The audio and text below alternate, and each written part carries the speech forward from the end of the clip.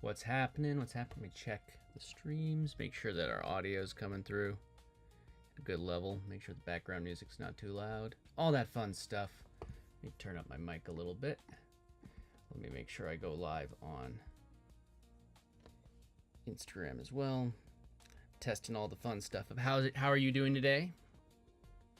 Let me know in the comments. Just double check that the audio. Always get a little paranoid about that stuff. Make sure I go live on. I think that's a good volume. Let me know in the comments if it's too loud. Let me know. I'm also going live on X and all that fun stuff, but I'm still having this issue where I'm not seeing the comments in Streamlabs. There they go.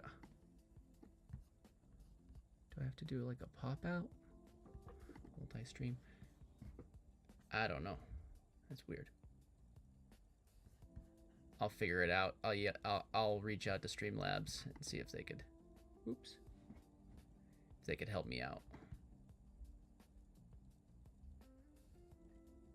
Wearing my old shirt today. Cool. I'll figure it out. It's because I'm like on this vertical screen. It's being, yeah. Maybe we'll just have to have it on the screen today. I don't know. Well, what do you think? Maybe I'll just leave all the comments up on the screen today like this. I'll just have to bring up my Streamlabs whenever I want to change the screen. You can see a little behind the scenes. There we go. This is what I mean. You kind of see the Streamlabs there, but then I can click off. And then I would just have to do this. And you guys can all see everybody's chats. There we go. And you can see how long I've been live. Cool. Let's dive in. Let's dive in. How's everybody doing? So what I've been doing is I've been putting together kind of like a flow on all of my stuff where I am trying to be able to have these automations using Claude Code, as well as building out a SaaS that I've been working on. But here, before I get started, I've been trying to get, let me just ask Claude, because maybe Claude has some insight that could help me. What I'm trying to do is like when I go live, I'm trying, I want to go live on TikTok vertically from my desktop app, so I'm gonna probably be doing that instead. So let me try this. Actually, I think that you have to. That's the frustrating part. Hold on. Okay. Jeez. I have this, and maybe I could just like do it from my phone or something like that until they qualify. I think that there's a thing where you have to qualify, but let's ask. I want to stream to TikTok from Streamlabs desktop.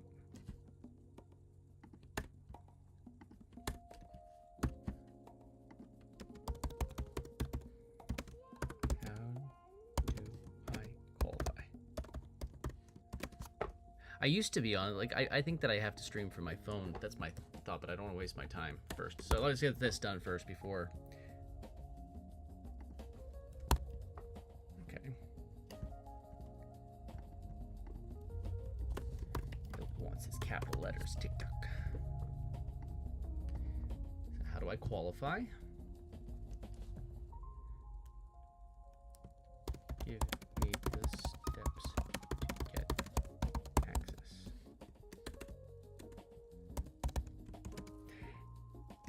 Also, maybe there's something I could build for that, but I see. Might as well just get, this is kind of like just get the to-dos done. Let me check X real quick. Sometimes I feel like these multi-streams don't come through actually properly.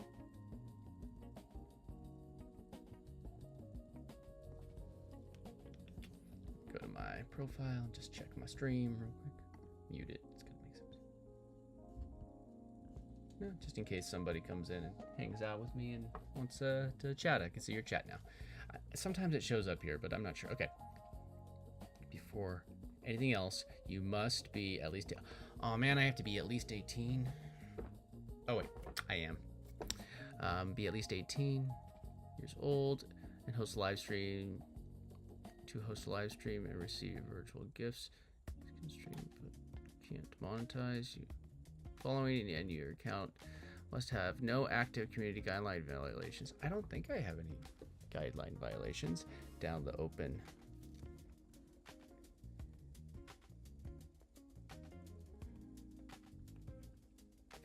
Gaming content rule. As of July 7th, any streamer using Streamlabs for TikTok Live who streams less than 50% gaming content may have their streaming access revoked. Okay, so they just want it to be more streaming gaming stuff. This is a big one. Since TikTok integration via Streamlabs is gaming focused, this program is exclusive for gaming creators. Okay, maybe they content may lead to disqualification, but okay, maybe I can't stream that way to TikTok, or maybe we have to find a different way because they're not doing it how I want. Okay, well, known issues as of bottom line, the Streamlabs TikTok integration is solid for gaming content, but I don't want to do gaming content. I want to do AI content. Come on, come on, come on. Okay, all good. Let's just go back over here to the fun. So I can show you what I've been working on. So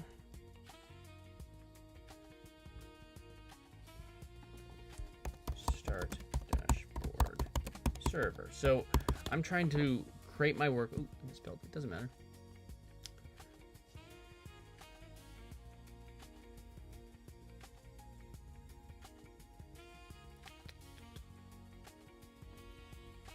Okay. So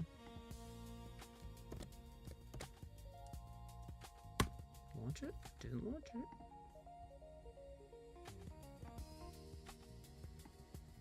Copy linked address. Nope.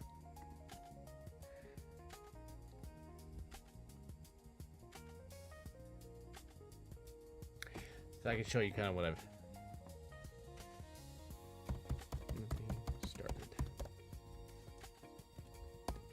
nothing started.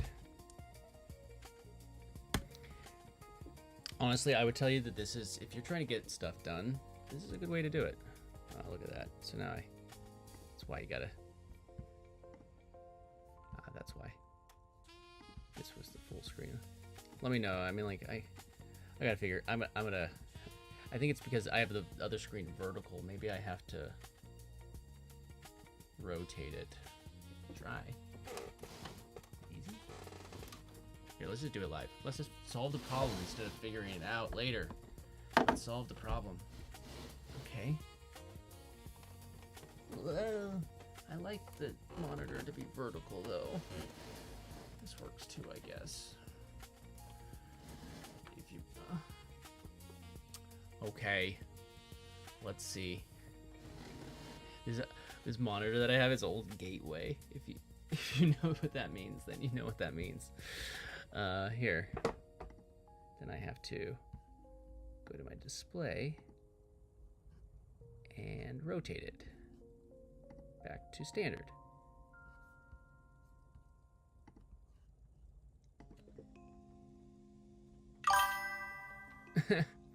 What's up, Bubba? How's it going? Sorry, I'm fixing my monitor real quick. How you doing? Thanks for hanging out. What's going on here? Why are you not being happy with me, monitor? I think it was an issue with like the orientation. Now it's freaking out on me.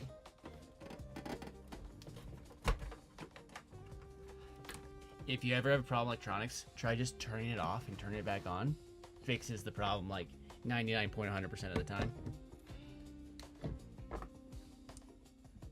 There we go. Okay. Let's see if this does it. Let's see if this does it. Let me take this back away, huh?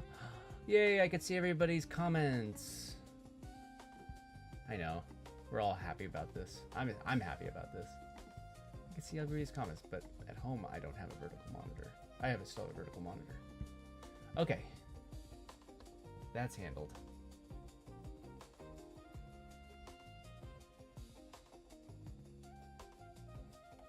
All right, back to it.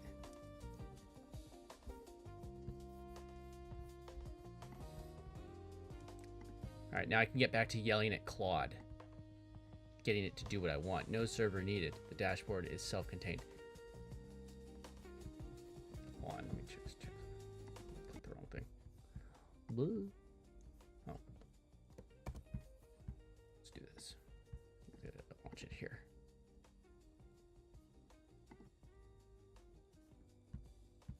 Show and Finder.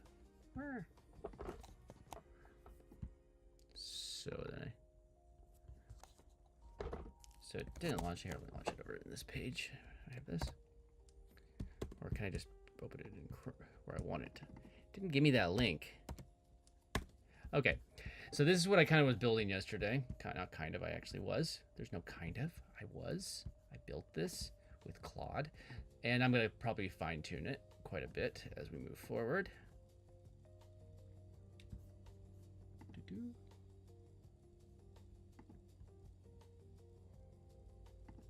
So I wanted to create an entire flow where I could have it do my research every day. Like I'm more running an experiment because I want to be able to create easy content, but high quality content. I think that that's the fine line between people creating content that is easy and quality. Here, let me just, boop, I didn't put that back. There we go. So we're all fixed. Easy and good content. So I created this dashboard to start. So what I have it doing, what I have Claude doing is I created an automation. I kind of like, I could just show you my chat that I was having with it. We can go all the way up to the, that's not even the original Claude folder. It doesn't show my original question. Maybe it shows it here. Video. No, I don't think, wait. This is it. Why is it not showing on my original chat at the top? That's odd. Okay, so what I did is I want it to be this flow.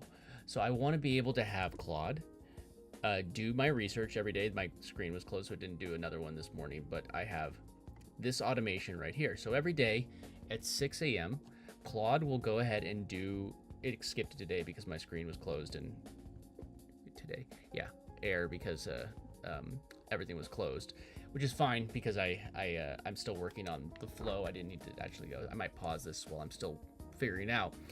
But I fine-tuned exactly what I wanted. I told it I wanted it to be kind of like Feedly. And if you don't know what Feedly is like this type of platform. Let me just show you. Feedly. You can create, integrations, search. You could search for like RSS feeds, things like that. It's a really good platform, and it's like, if you wanted to just sign up for some SaaS that does this, Feedly's a great option. Like, it depends on like market intelligence, newsreader. You could use it to go and find like the topic of the day, what's trending today, what's something I should be talking about. Maybe whatever source that I'm looking at is not what I want. But what I could do is now I can go either directly I just had this integration just with Claude. You could also use things like this. Go down a rabbit hole right now. Like Firecrawl, which is a API. You could go even deeper and have it do even more, really good data scraping. But I don't think, since we're actually just picking up some articles and not necessarily like going to people's business profiles and things. My shirt is super saggy. It's all stretched to the neck. I'm all self-conscious. I've had this shirt forever. So you can do that with this, but I don't think you really need to have this to do the purpose of what I'm trying to do, or what I'm doing. Not trying, I'm doing. Just got to take those tries out. So I had it go and do its first thing. This took probably like 10 minutes to do the whole process of collecting the data. But the idea is like, maybe it's 6 a.m. Maybe I make it earlier in the day. So it's done, all completely done before I wake up, and I can just sit down and get to work. But it does this, and I'm happy to like show you some of these automations. But I had Claude help me with this, and then when I dove deeper, I said, hey, double check that this schedule is actually still accurate and everything's still good. And when it wasn't, or when it wasn't actually, oops, I don't think I ever went live on Instagram. Sorry, let's click now. I'm gonna click it now. All right, we're live on Instagram now. Sorry, it started a little bit late on Instagram. You have to hit a button on Instagram. You can't just hit it in Streamlabs. I just started to go to that one, so making sure that that's working. Here, let me just check that. But while I'm multi-talking, but what I was saying was it helped me create this, and then it created a first draft, and then I made more notes, and I said, hey, go double check that our scheduled task is actually accurate for what we need. And it went and it said, oh no, there's updates, and it went and updated the scheduled task. It did it for me. I didn't have to think about these things. It just did it. It's like magic.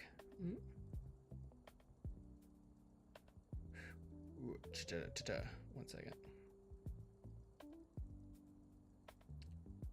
That's not the right one. I'm streaming to a different, there we go, different profile than my usual profile. I think.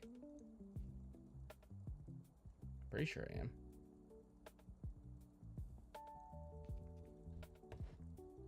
I'm not sure.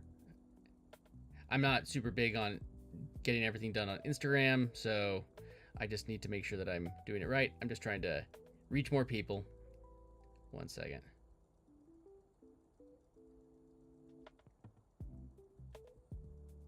I don't know how it works. How can you tell if you're live on Instagram? Okay, we'll figure it out. Sorry about that.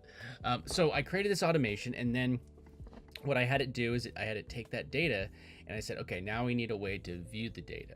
So I'm not wanting every step to be automated, because there's still parts, like eventually maybe, but there's still parts that I want to do myself, but I want to be super easy for me to just sit down, record a video, and have everything else done for me. I want the only part that I have to do very much to be like sitting in front of the camera, and we could probably even cut that part out eventually with things like AI avatars. But let's start here because this is a quicker implementation to creating the videos. So I had it create me this dashboard, and this dashboard right here. And let's see. Claude started debugging that. Okay, good for Claude. So what it did is it created these things. So it created this. So Claude Code ships 4 updates this week. So power ups MCP 500K named sub agents. So you can like click on this and see that. But then we can grab this command, and then we could drop it back into our automation for the day. Like we'd be able to come here. So we did that one failed, I think. But I'd be able to just drop it into here. Like, okay, it did all the research. Now I'd be able to just paste it in here and create the entire video, or at least get all the data for that particular video. You could have it do it for everything automatically, but I don't want to waste data. You could also say, hey, if there's a top pick, have it ready for me. You could have it automatically do the top pick. But you are going to use usage if you do that. Just be aware, you do what you want, you do whatever you want. I'm trying to figure out.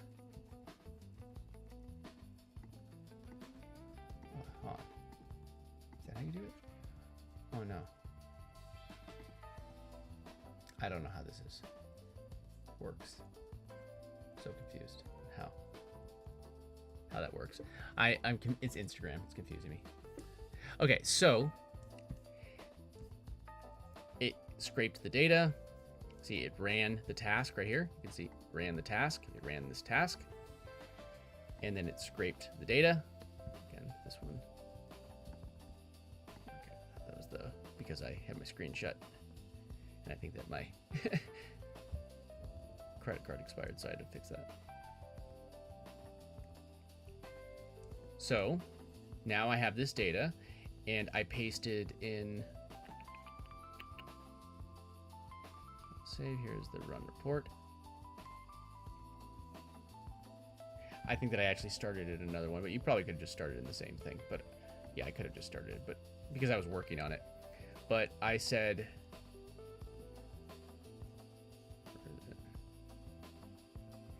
they need to have like a better way to organize, like custom organization.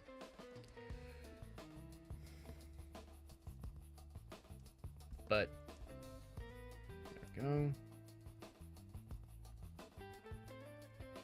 So now that it's like a video, I wanted it to give me a title. I kind of ran it through everything that I wanted. So now outline, full video outline, timestamps, and everything like that. And it's going to create that. But so the next step that I needed was, see, it created all this stuff ready to post. So now, I mean, I actually haven't investigated too much of this stuff, but so this is for this video, right? So now we can look at all this data, full description, ready to go.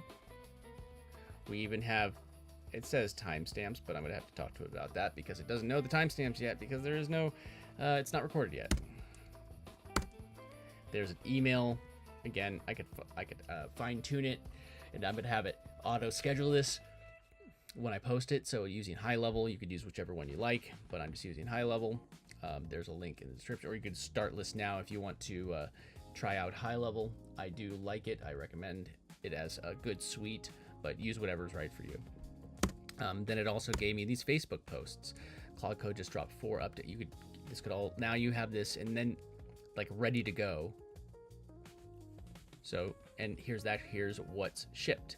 Power Up, a built-in integration learning system with animated demos that teaches you Claude Code from inside the tool itself. This could cost money. It doesn't. So we can go through those things. Like, I actually haven't even looked into these particular ones yet because I got tired last night and I went to sleep. So give me a break. Give me a break. I feel like I gotta change my shirt. This one's being too saggy. Or you know what I gotta do? Here. I end up picking an even saggier shirt. Just wait. Here. Yeah. Put this later on. Getting in my head. Don't judge me. Cool. So we're going to come back to this. I actually want to go through these things a little bit. Then we also have an infographic brief, and that's kind of like what I was going to use to help me create the actual video. This is actually, this is where I kind of left off. I need to fine tune this. Great. Okay. All right. Sorry. Yawn. And then my goal, it's going to happen. There's no goal. It's going to happen. So it gave me like these hot ones, and then there's some less important news. So technically I could just, maybe I do these are the top 10 updates of the day, and I could just go through this list. It's done for me. It's already done. This is good information. This whole terminal, I had it build it for me. 2 watch. 13 solid. 7 hot. And I could filter it high potential, vibe coding. So if I want to make a video, Claude just ships 4 updates. That's it's hot. Big AI news. Anthropic unveils Claude's Mythos, a new AI model so powerful it won't release. It won't be released to the public. Oh, great. Well, too late. AI for creators. So one of the things that I really wanted to hammer down in when I'm creating the content is I wanted it to be content that's more targeted at content creators like myself. Like, I want to be able to help people that are creating content like me and automate it and make it easier on themselves.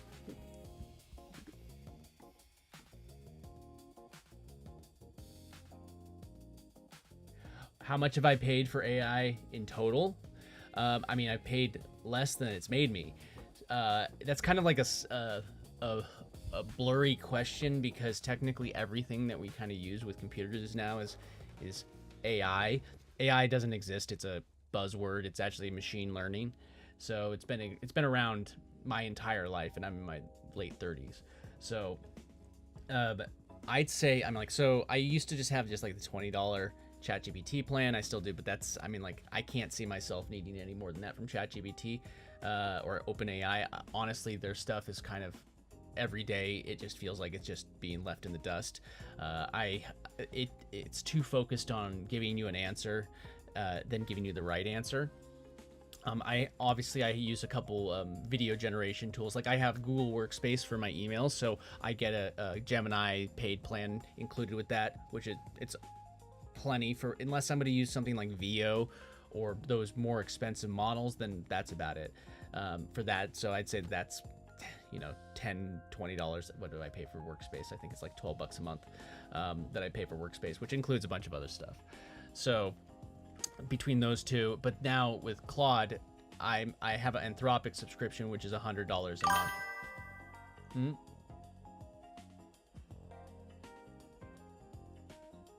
You want me to start panting like a dog? Like that? I might do it like that. I don't know. Start panting like a dog. Is that one? Huh? Is that what you're after? Hey, whatever gets you off, man. Cool. But yeah, I'd say as far as like a monthly subscription for like AI tools, it's under $200 for me, and I use them for my business. But things like API credits, if you're building something like a tool, a SaaS, you're gonna need to have higher expenses. But you can get a lot done, like all of this stuff done, for under $200 a month. If I had one thing that I would subscribe to right now, like I'm not even kidding, it would be an Anthropic subscription. They're all competing. There's some that you could say some are better than others, and I get it. But the Anthropic, I get so much value from the Anthropic subscription that I just don't get from any of the other stuff. So, but I built it, and Claude built me this entire terminal, and it helps. It really does help me. So let me actually just go to the next step. So what I got it to this point, I brought it the prompt that it gave me just so I could continue over here, because this, when you have co-work in Claude Code, you're basically working in kind of a terminal, and people get intimidated by a terminal like this, like all these things here. Here, let me just open up a new one and bring it right. So like a terminal screen is no different than what you're actually getting over here in Claude. It's just more integration with it, and it's doing things automatically, which I think is the stopping gap for so many people with terminal. Okay, so now we have the infographic, then we have an outline. So this way, if I'm creating a video, I can just bring this up on on my phone or on the side, and I can just read through it. Hey, there's this. Okay, number one, here's what we're going over. Hook. Now I can say, Claude just dropped 4 updates this week, and like it can be really easy to say it and not have to think about it. It's all written out for me.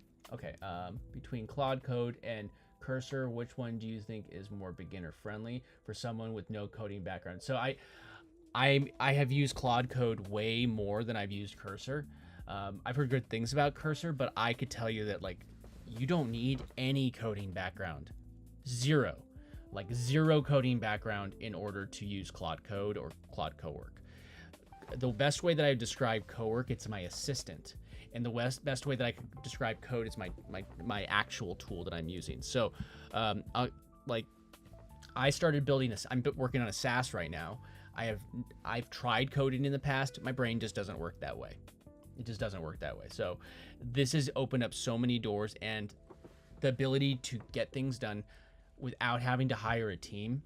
I've had so many SaaS ideas, software as a service ideas, and I would have had to, just to find out if the idea was possible, I would have had to hire a whole entire, at least one really big, software coder, or like you'd have like the programmer that would be your partner, and I'd have to give away half my company or my project because I needed to pay somebody to quite literally just code for me, and they're good at code, and I'm the one with the idea and the actual business initiative. And now I could do all of that. You could be a creative founder and be the only person that, like, you can code your entire tool from beginning to end. Like, I can give you a couple examples from here. I think it's my other, here we go. I have so many tabs in this one, I gotta clean it up. So like, here's might not, here, one second, I gotta hide the screen so I can log in real quick. I actually created a Google login, that's why. Cool. Let me go back. So this is a tool that I'm working on. Still has some work to do, but and here's where's the and this is the landing page that I'm working on for it. And I vibe coded this entire page, everything, every single bit of it, all the data, everything that's gonna go into it, the graphics, all of it is vibe coded. Like I said, hey, I want it to feel more dynamic. So I wanted it to have that feeling where it's where it kind of comes into view and then fades out at the top, fades in and fades out. I wanted people to understand the math of how much not using AI automations is costing them. So I created that little calculator there. Part of it was like trying to be able to set up OpenClaw, but I might shift that a little bit with those new updates that came up. I'm kind of reassessing some of these things. Prices, all of these, like Stripe integration, calendar integration. And then I also created a chatbot. Like the tool that I'm actually working on I think it's pretty cool personally. There we go. I created a self-learning profile where the chatbot keeps on learning and keeps on improving your profile and what it knows about you. Learn about a person as a person before you ever are able to, I could respect that I'm a different person than you, and things that I'm good at are probably going to be different than things that you're good at, and that's just normal. That's life. So I probably wouldn't be able to give you perfect advice because you're a different person than me. So as this gets to know you, it's going to give you personalized advice based off of you. Like maybe you're ADHD, whatever, and you can't get stuff done. You get too distracted. Well, then it's going to focus on automating stuff with you, and getting to the point where you could automate as much of it as you can, or the parts of the business that you don't want to do, or that you can't, that you know that you're not going to stay consistent on, automate them, and it's not going to be a problem. The parts that you are good at doing manually, maybe you could work on those things manually first until you could automate them. And that's the idea of what I'm building. And then I wanted to create a way for me to see what the page looks like once I launch it. So I created an admin panel, all of this, and I said, okay, I want to be able to see what happens when I only have like the monetization plan and analytics tab. Oh, I'm going to see preview as user. Now I can see what it's going to look like as a user. You know what if I need it to be in a different, in a different order? I want the agency at the top. There you go. Preview as user. Agency is now the first one. Profile analytics. I did this all vibe coding. So long story, ramble short, is yes, I could vouch and say that you do not need any coding experience in order to use these vibe coding tools.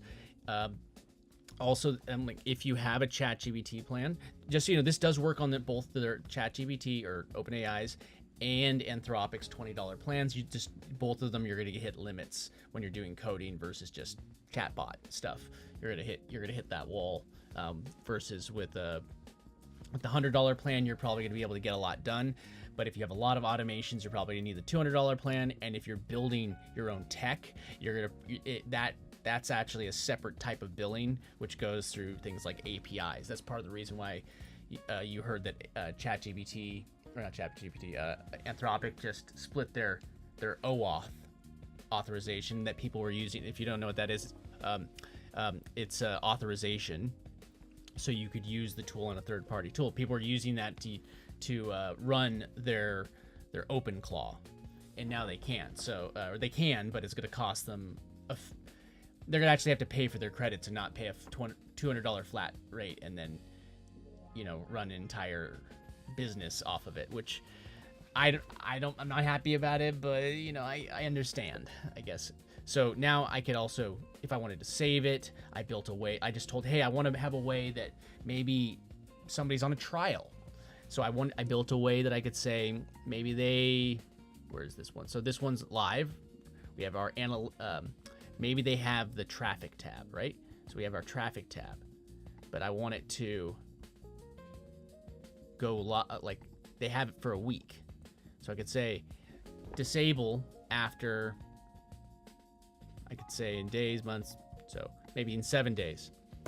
7 days, disable this after 7 days. And now, I granted there's more layers once with profiles I'll have to build, but you could make it so after 7 days, that tool disappears. Now you have scarcity, you give people free trials. You could say, hey, try, like you have your loss leader. All these things just built, I vibe coded everything. And there's so many other ideas that I'm working on, but this is just, even if I was to say that I was never going to release this, which I am going to, it's perfect for me in my business. It's everything that I need in order to run my personal business. And I learned a lot. Like, to say like you have no coding background, it's like neither did I, and I know more about code and how everything works, and it's teaching me along the way. So I'm actually understanding things so much better. Also built in a way that I could track API usage in the tool.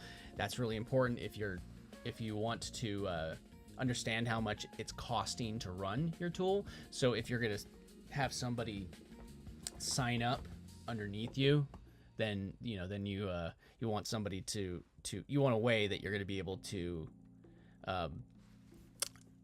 where is it? Hold on 1 second, sorry. Yeah, but you get what I'm saying. I was like, but this is a really good tool. Like, it's just go and create whatever. If you're going to create SaaS, I'd say go find a common problem and just do it better. If you go and you could say, hey, go look at all the common complaints about this tool. Go create it, copy it, and then fix those complaints. I don't think that a lot of these companies, and you may not like, I'm not talking about go compete with Photoshop. I'm talking about like the low-hanging fruit. Oh, let me get the water. My throat's getting a little dry.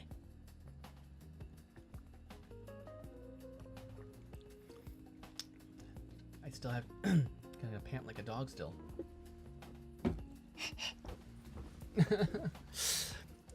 Cool. All right, now I got distracted. Okay, so it also gave me a thumbnail prompt, and again, like I'm trying to get this all to work without APIs. That was my goal with this. I don't want to have any API usage. I want this all to run. So anything I can get it to do automatically for me, I will. But since I'm already recording it, there's a few manual steps in.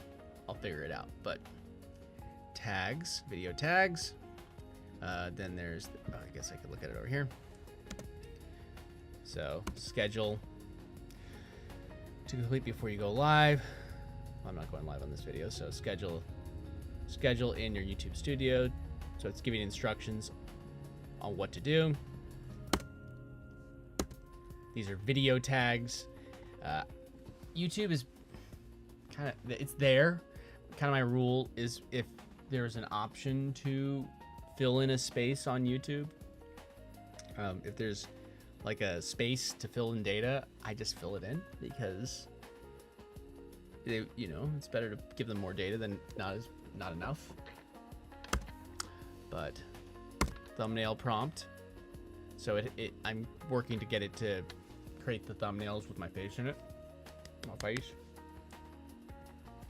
So here we go.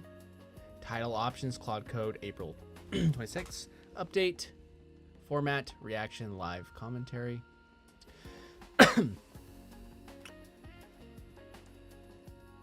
These Claude. So there's 3 title ideas.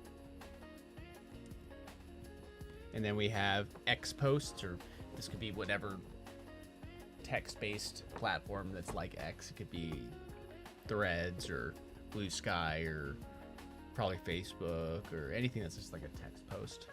I'd say it would work on any of them. And then now what I want to do is start working on our flows. Okay, so what I want is I want to be able to use Descript, which if you don't know what Descript is, it's another AI tool to record videos. As I move forward, I want to automate this more, but for today, I wanted to create an infographic. So let's say, so this, and you can just see it, that this is looking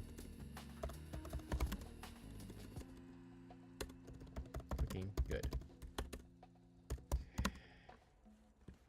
we need to take the data from the first video and create our infographic. What do you need for me to get started?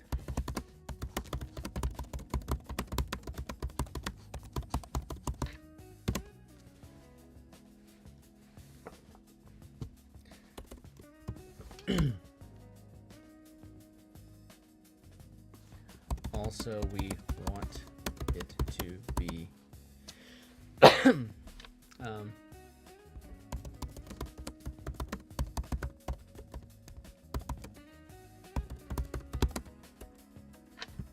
add to our dashboard somehow. You know what I need? Well, let me get this started. Man, me talking so much might lose my voice. I'm not sick, but I feel like I'm talking too much.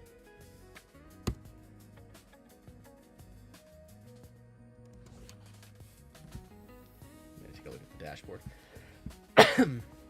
Excuse me.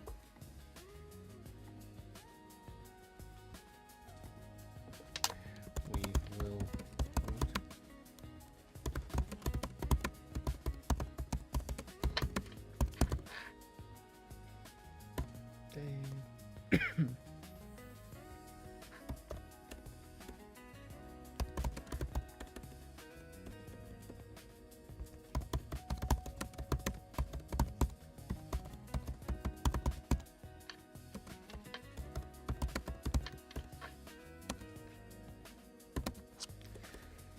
oh man, I gotta get a throat lozenge. Lose my voice. And then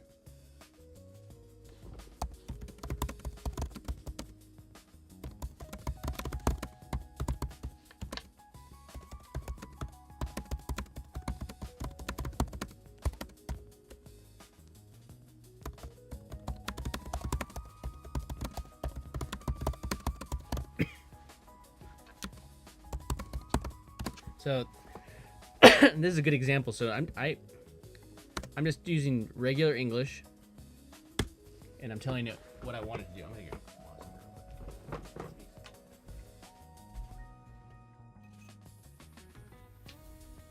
That was quick enough.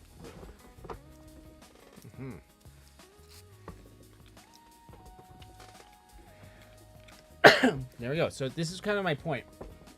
So Cowork is doing this work for me, but if I was working on something like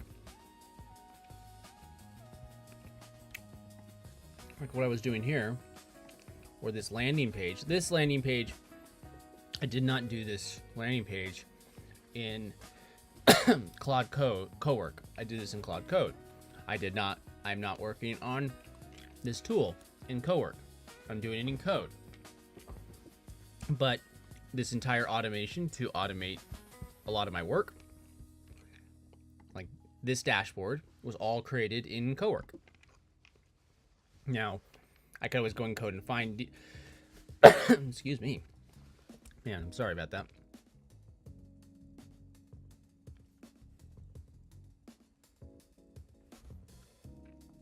Let's go back over here and see what it's doing. So, okay. So now it said, good, I found your Canva. So it's going to build it in Canva on a code level. That's at least what it's saying. So we're going to see what's okay.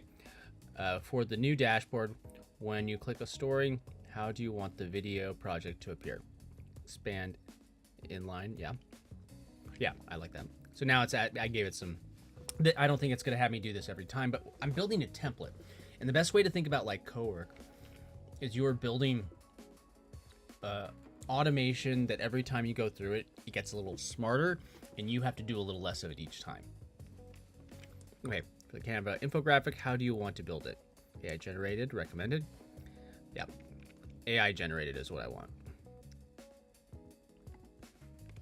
I want as little friction. I want this to get to a point where I could just pick a topic. It gives me everything I need. I sit down for 10 minutes, record a video going over it, and then as much of the editing on the back end gets done with AI as well, until I can automate the whole thing. And then eventually the goal would be to remove myself from it when I can depend on it enough and swap myself out with an AI avatar that covers the topic and creates a voiceover.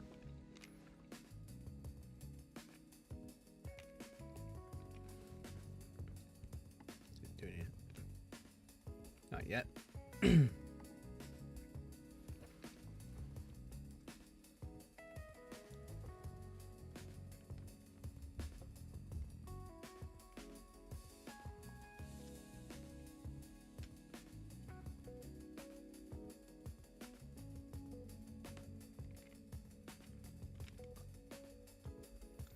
And this is going to take a little more time because I'm building it, but every time also a good thing to ask is for it to audit your workflow and make sure that it's efficient with credits, because you only have so many credits and you want to make it as efficient as possible.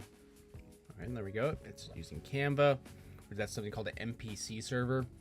And it's able to access Canva through it. There's connections. Like I even have one that I built right here. Connectors. Turn on high level, Claude, Hugging Face, Canva. There's a whole bunch of them here. Why don't we actually go take a look at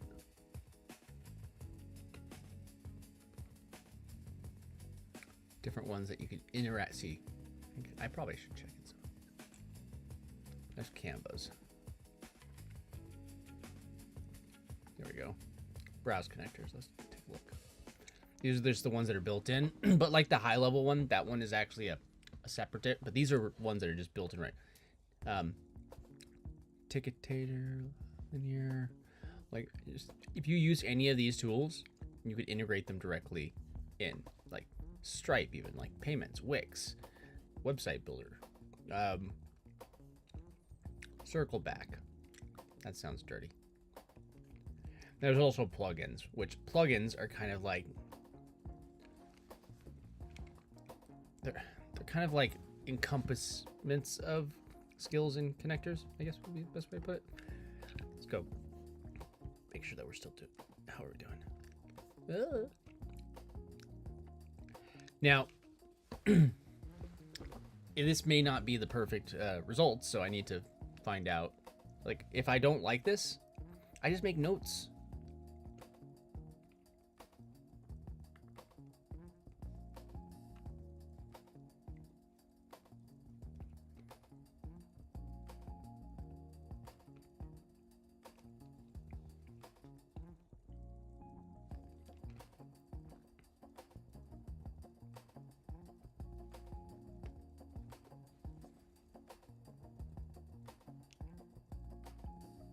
Not quite liking the style yet. We can take a look at what it's. Oops.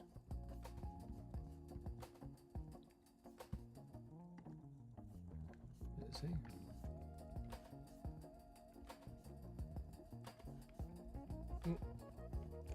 Just hitting it.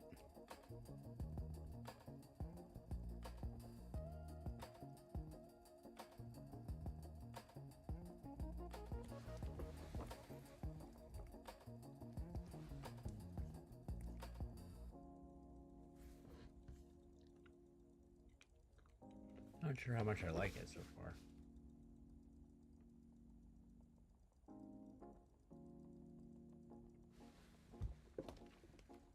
Ooh. I need to leave a conversation.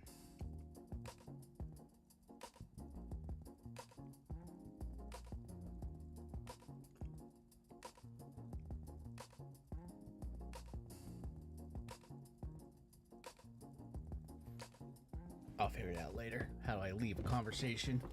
Yeah, I'm sure that's happened to you too, where you have like a group chat and they forget to remove you from it, and then you get to. One time, I wasn't available to go do this job. They didn't take me off. I still put in my lunch order.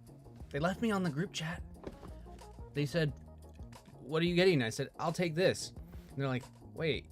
I was like, I was working for the same company. They asked me to do another job that day because they couldn't get somebody to do this other thing, but I had to go. It was a whole thing. I work on TV shows. It's my day job, which, you know. So you can see down here. This is actually another thing. It's kind of hard for you to see it on mobile. Let me switch this over so you can see. So right here we have our progress.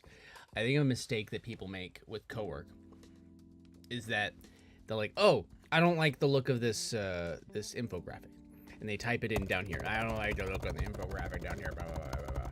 That's the wrong thing to do. You'd say, so that generating Canva infographic, maybe you have a note right away. You'd click right here, and then you'd write it with its talking about this step. Otherwise, it's going to go through all 4 steps and then get to your comment. But if you do it that way, it knows that it's relevant to step 2. It's not going to wait until it's done with step 4 to get to your comment. So if you want it to jump ahead and take something, a note on something before it does the whole task, then you just have to do it that way. Oh, see? It's already done there. Okay, but there we go. Now selecting Canva infographic design. Let's see what it gives us. The thumbnail below and show image.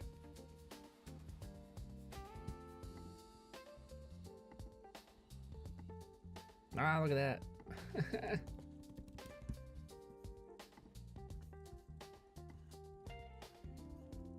One second. Let me figure this out.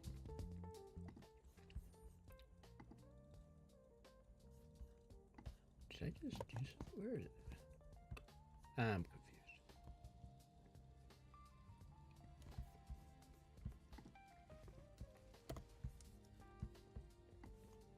There we go. That's fine. Here.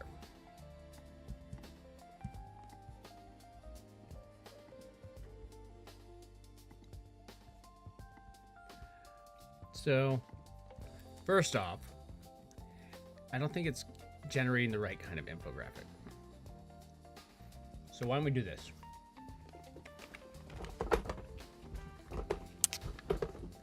Let's just go to the good old Google.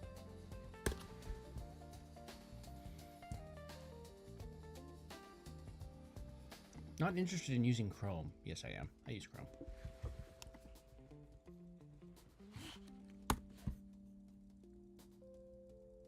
You see all my searches.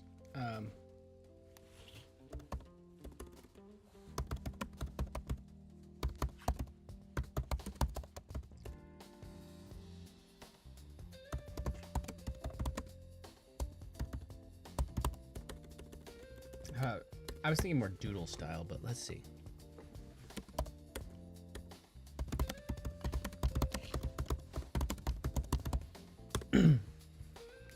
Let's see. Examples.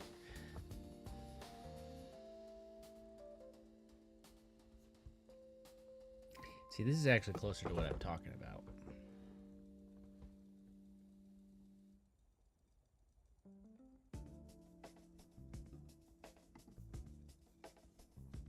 I'll just save this.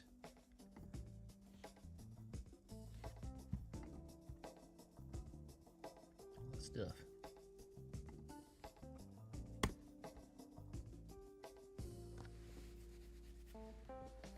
Okay, so now let's actually just take a look at see what it did in the dashboard. Let's refresh it and see what it did. Or did it give me a? Yeah, I knew that I had this. Where did it go? Where's the dashboard? Okay, so it updated the dashboard. Here's our new dashboard. It's actually so it gave me a day. So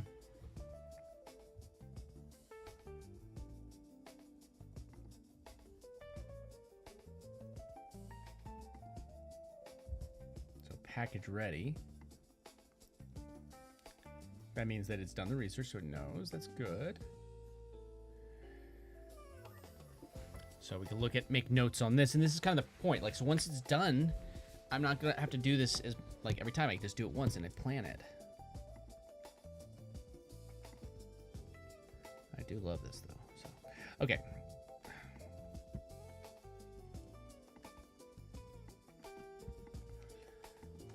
I was thinking more along the line of info. This.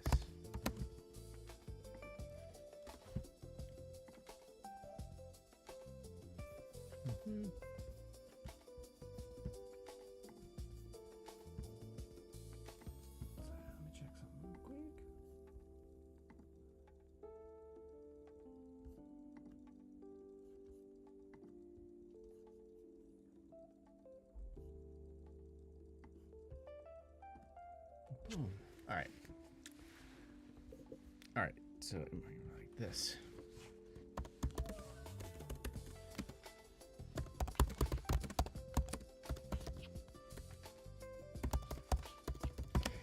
Let me actually get... I want to give it more than one. Use these. I'm going to give it more than one example of how, like, the ones that I like.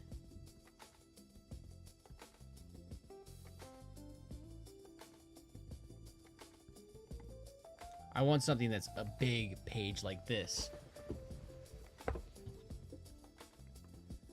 Types of encode. I like...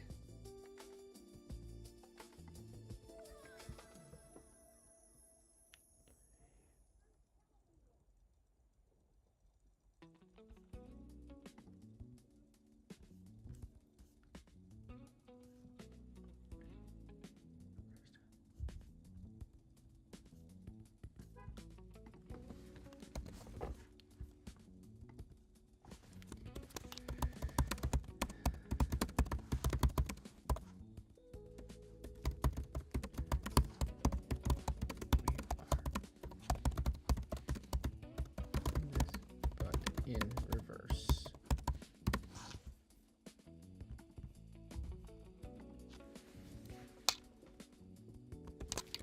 All right, let's get a little more research before we...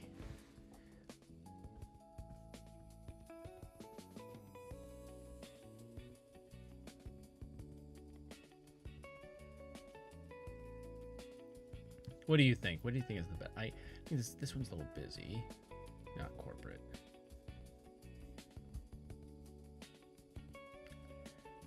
I like the 1, 2, and 4 are my favorite.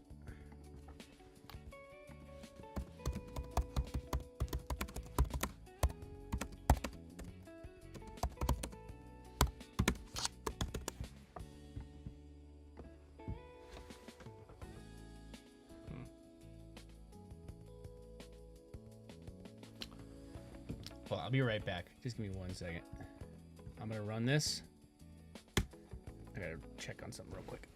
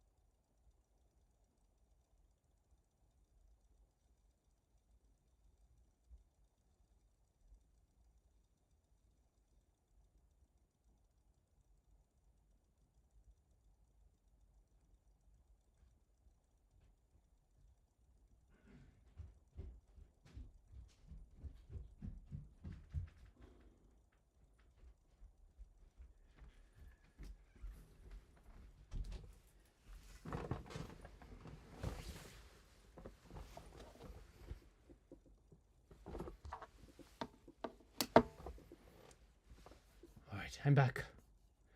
I'm back.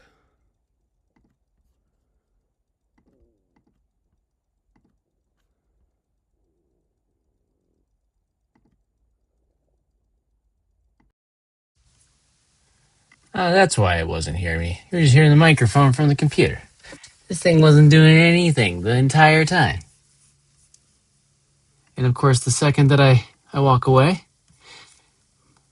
oh, it's because I took my earpiece out. I was hearing the music through my earpiece, but not. For shame. Okay. Perfect.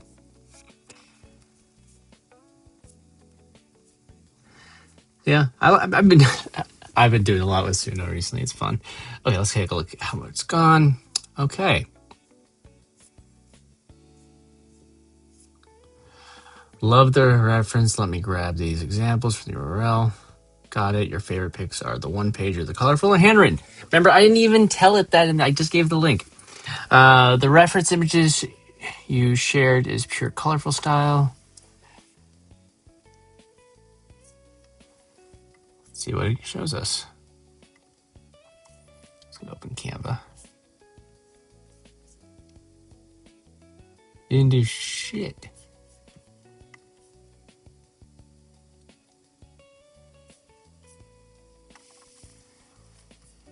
Let's see. None of these are right.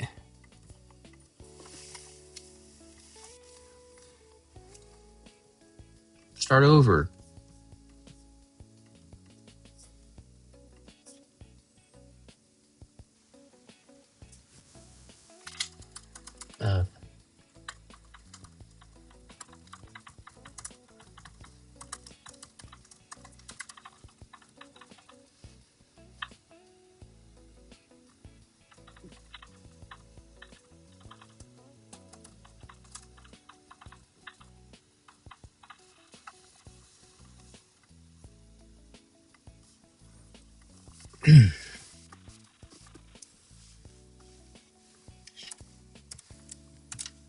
I want them to be 16:9 and super high resolution.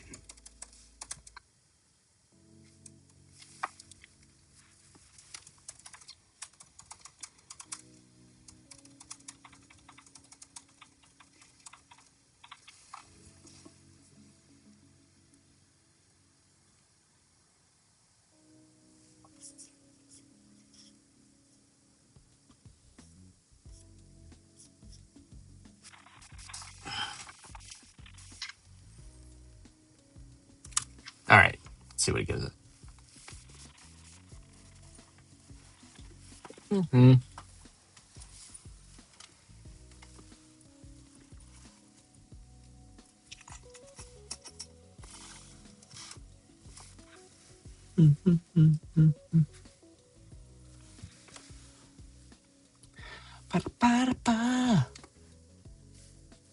All right.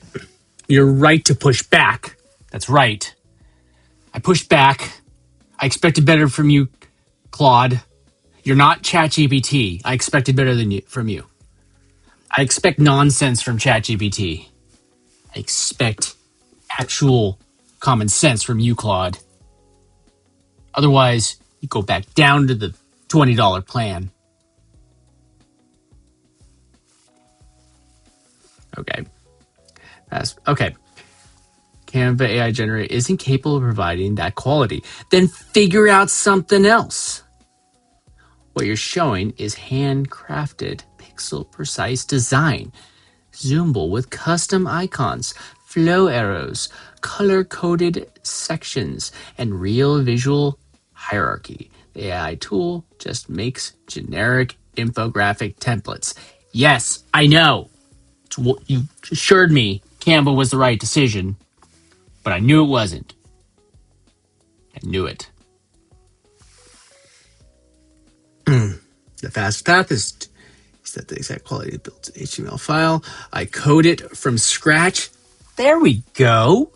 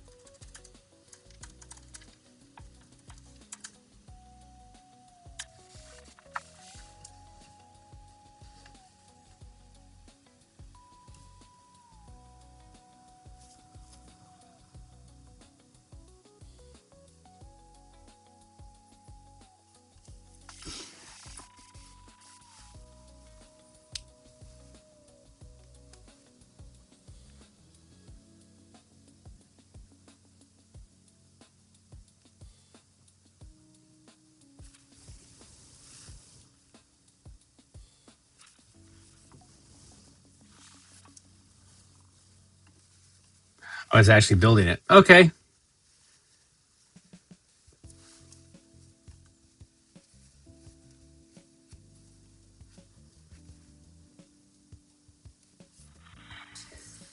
I don't want a template filled out. I can do that on myself. I can go to Canva and just tell it to create that. Jeez. Come on. You're Claude. You know better.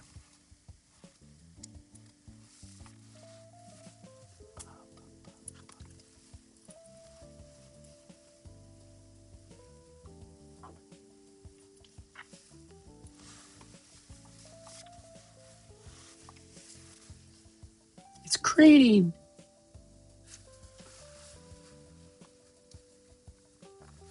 Hey, check out the while this is running. Let's say I'll turn my no camera mode. So if I am ever working, I don't want to be on. Saying like today, my voice. Sometimes I just want to work. I want to share what I'm doing, but I can't be on camera. If I do this, I'm gonna create more different things. But there's like a vibe coding one. Then I have like this. Turn that one. Like this one, like live editing. I guess I just need.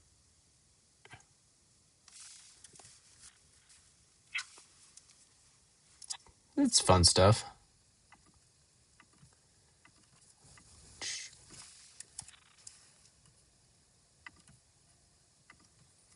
Here we go.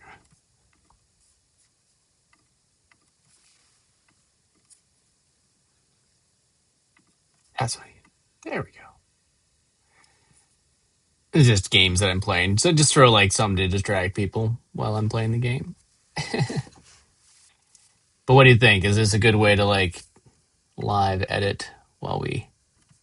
Ooh, this has to be a little smaller.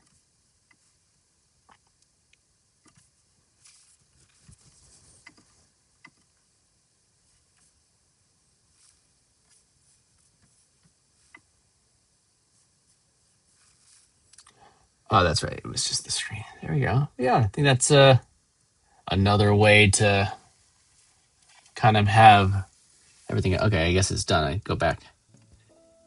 But yeah, just another way that I could do it and entertain people while I'm working. Let's take a look. Let's see what it created for us.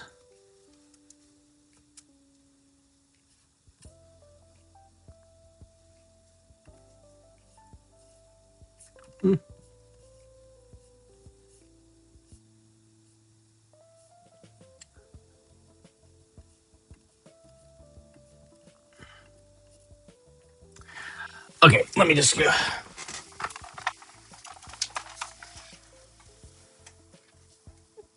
I'm not happy with this yet.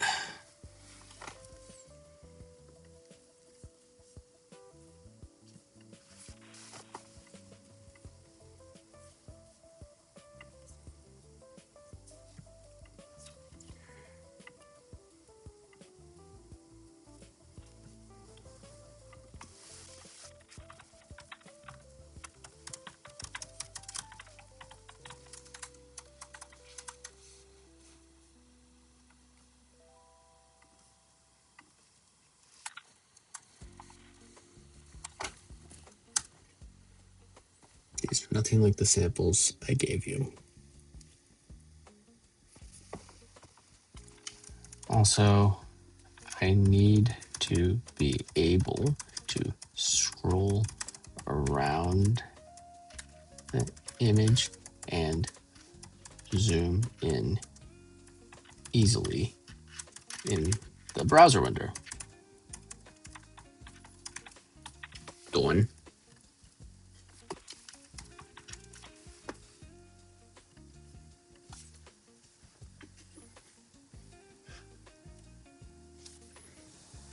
I'm just going to make sure.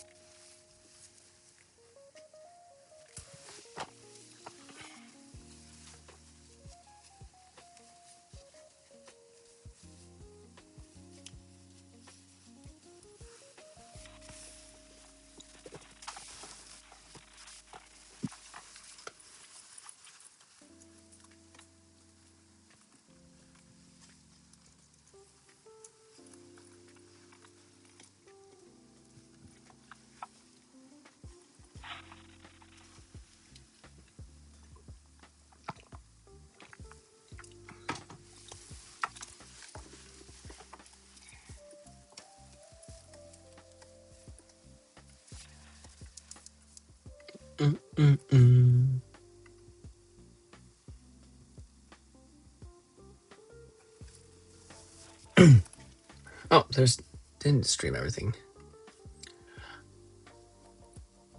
Didn't update. Sorry, I just seen Ismio. Oh, I'm just seeing your post in here. I was on the wrong tab. Freaking Streamlabs. It's ridiculous.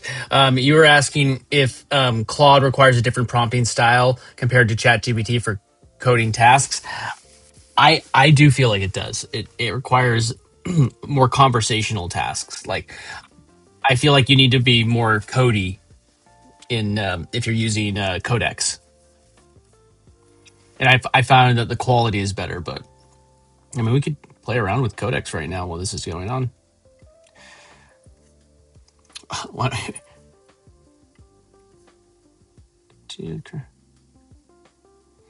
Ooh, most capable. Let's just do it.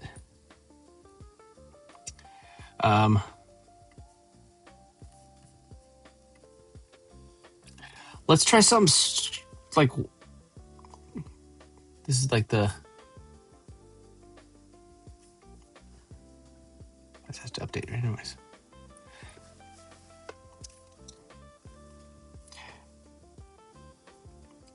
Let's try this. How about this?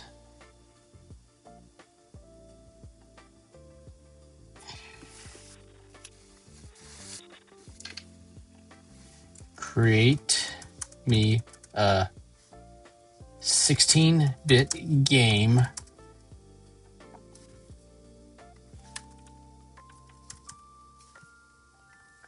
with the exact graphics and game mechanics of the SNES game Lemmings.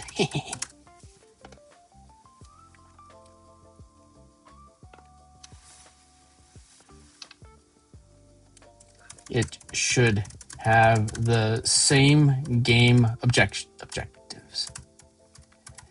Side project while that's going on.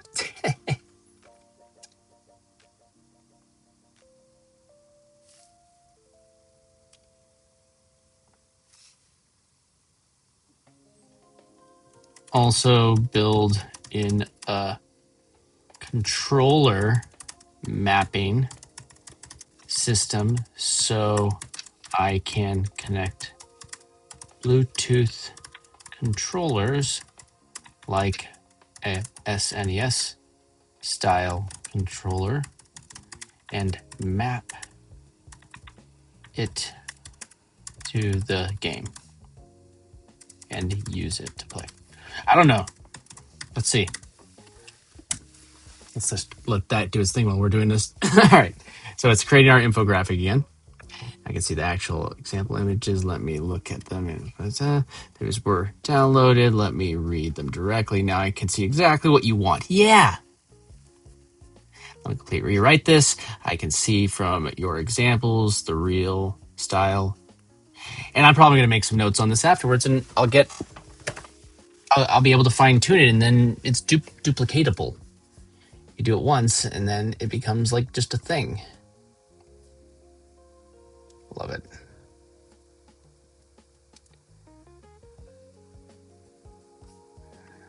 Yeah. Sorry, is Mio or however you say. It didn't bring the other one. I feel like all the AIs are much more.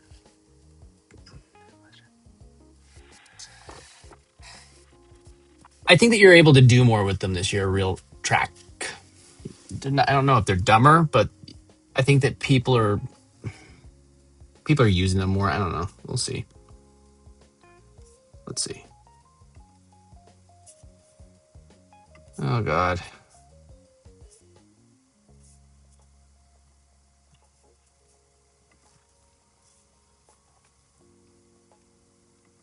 Let's. Still not even close.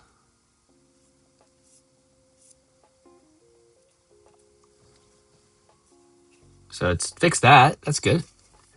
So this is already the goal. I want to be able to like zoom in on things, talk about this. This is what I do want. Like, this is what the whole point is. So I want it to be like I'm recording the video and I have it, but I don't like the style at all.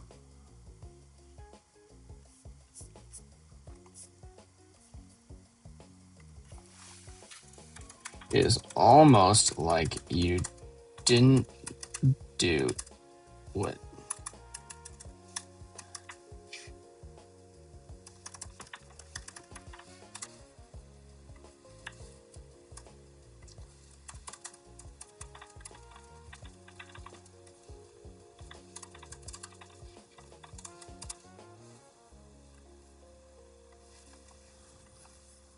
Listen to this.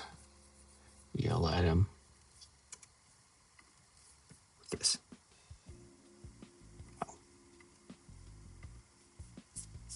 So I like just to do this.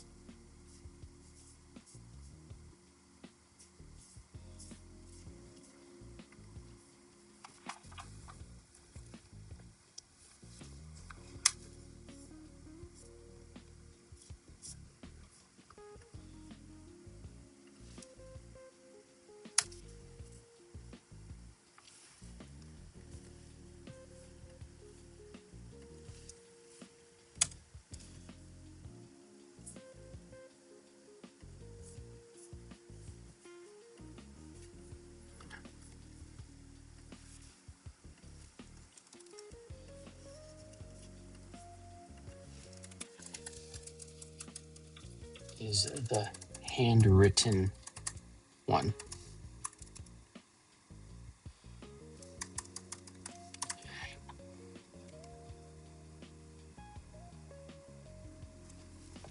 Also, include brand logos if we are talking about them, about the brand. Let's see. It's trial and error. Trial and error. That's how we do it.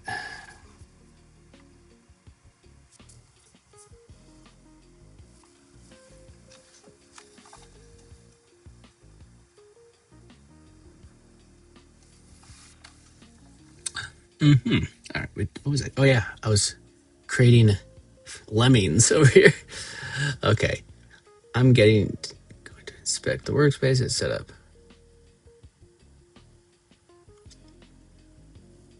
It's asking. Create a self-contained web game. HTML.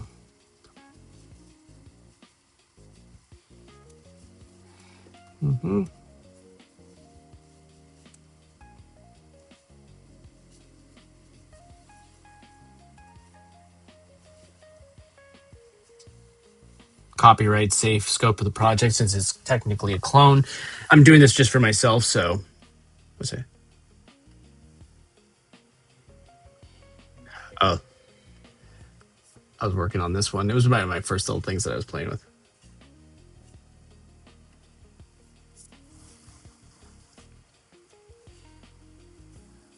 I'm not working on that anymore. That was just me messing around.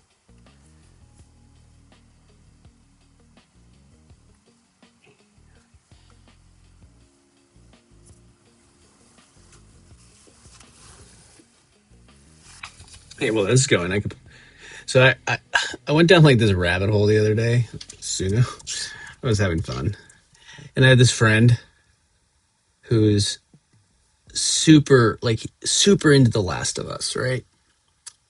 So check, still going. So I put on. We were hanging out and chilling. If you want to follow me on Suno, I put in the link in the description. I'm having fun. But I created this profile. There we go. Profile. So I created this song. I'm going to play it because I like it. I'm going to turn. That was fun. Turn up the volume on this sucker. Okay, I can see all your examples clearly. I understand exactly what you want. She said that last time.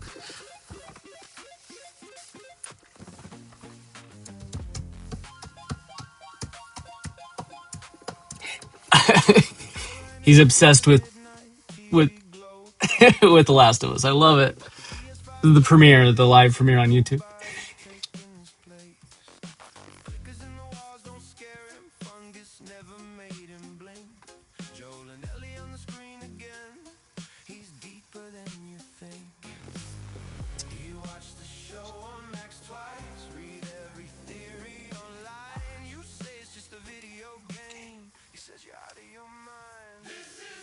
His name is Arya, by the way. I love it.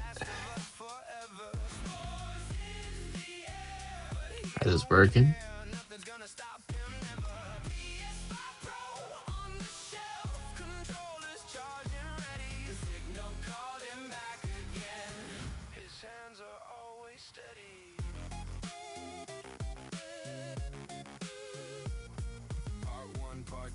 Hmm. All again.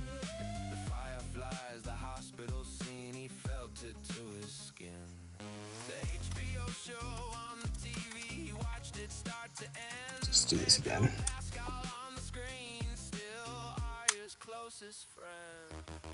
Nah, he's got. I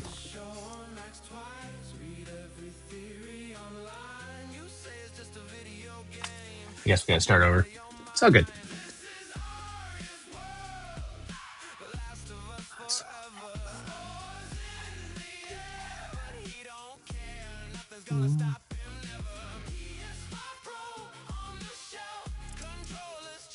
All right, I think we're actually.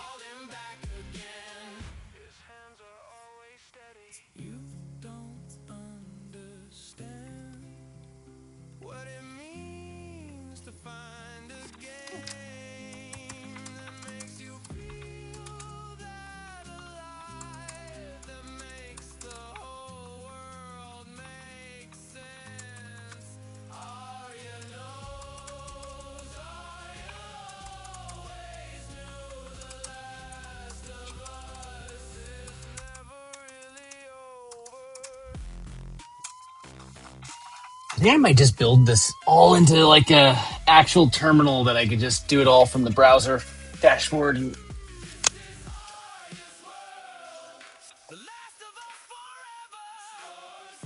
what's up? What am I getting?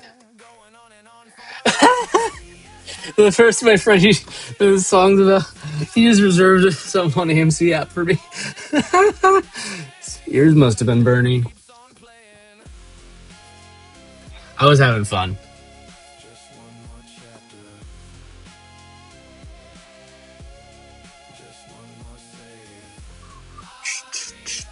But this is like kind of the idea of like vibe coding. You're just like, you find a problem and you just tell it to fix it, and it fixes it.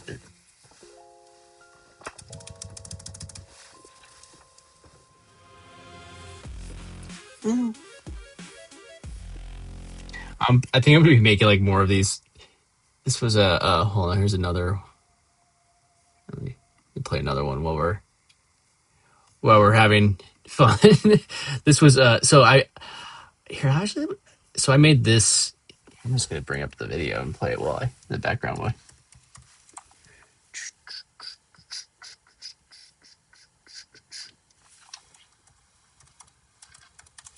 Other channel if you want to. Or is it real? Was that what I forget?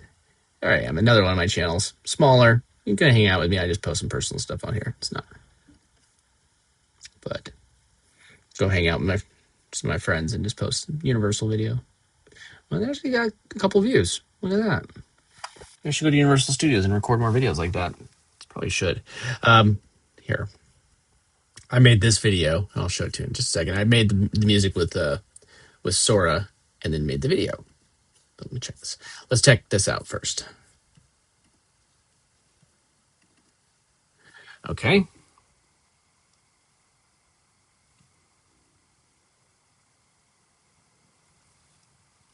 Fit width. Okay.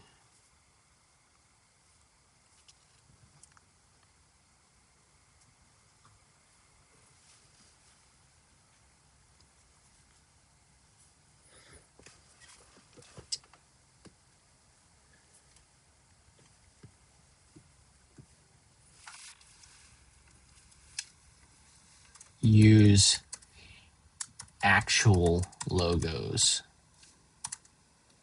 If you need to create a database, do it. Save them so you can reuse them, but they must look like the actual logos and not a place filler. Exclamation.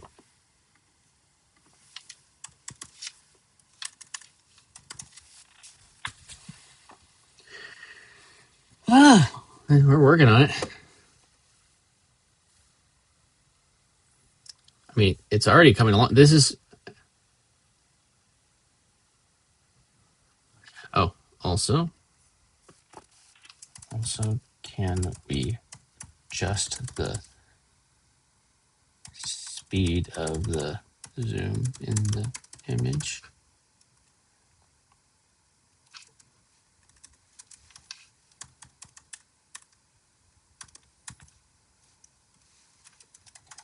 So adjust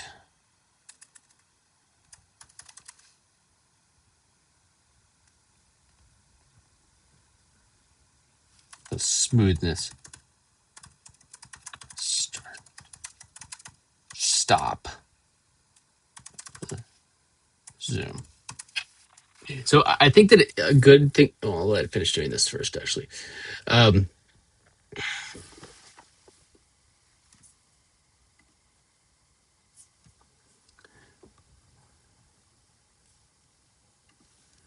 You could probably do multiple unit. It could launch multiple agents to do these things in tandem.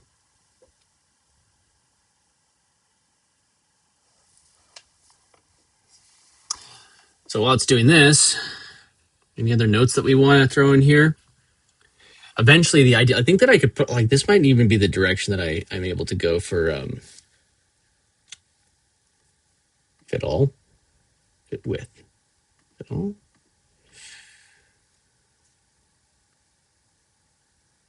So it says control.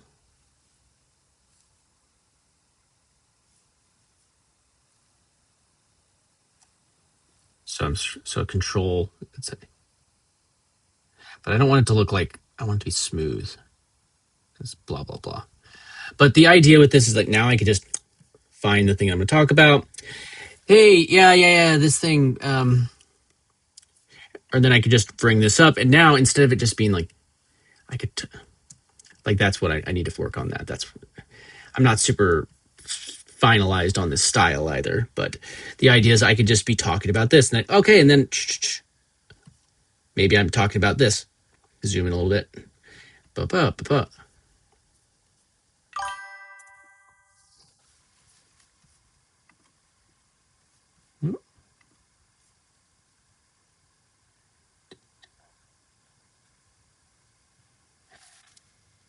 I haven't used DaVinci Resolve to do that. Should I? I is that something I should do? I didn't realize that was some. If that's an option, I mean, I will use whatever tool is the right tool.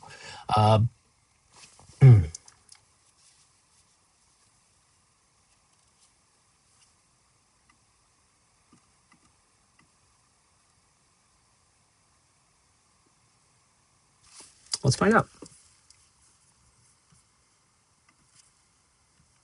It's compact. Okay, let's just ask it. Chat. Put your. How would I?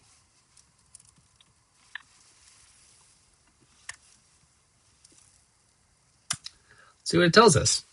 Thank you. I mean, like, if that's something, if that's an option, I'll do it. Like, if I don't care what I'm using, like as long as it's the right answer. Yeah. Using Claude for DaVinci? Or you mean to actually edit in DaVinci? Well, let's see. It's a built-in Python API via the scripting interface. Here's how you get, okay, enable scripting in Resolve. Go to Preference, General, Enable Scripting API. Is this what you're talking about? Resolve ships with its own Python for integration, but you can use your own system Python if you add it to the path pattern.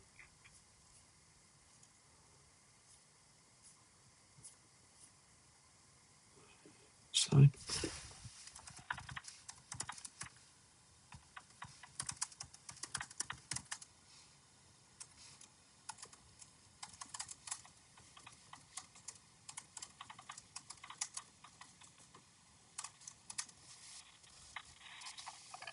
Check this. It's still compressing. Okay. Oh, let's check. Is it still compressing?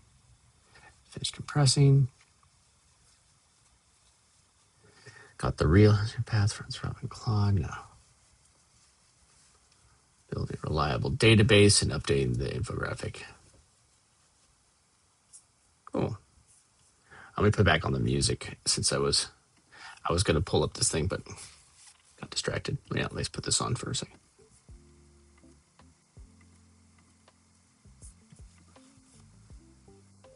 There we go. All right. Let's see what chat told us.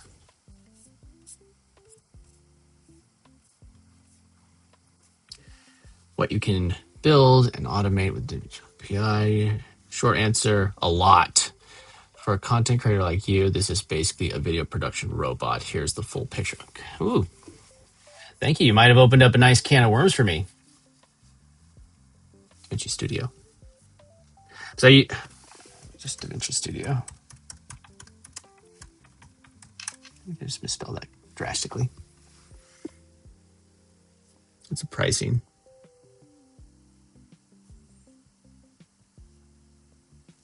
So you'd have to have a paid plan.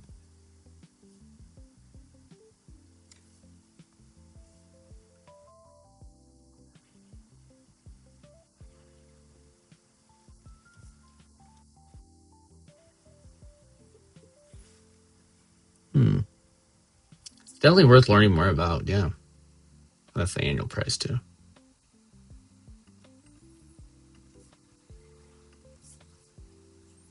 Everything's calling things like, wait, I didn't even click on the right thing. I clicked on add. Damn you, Descript. There we go.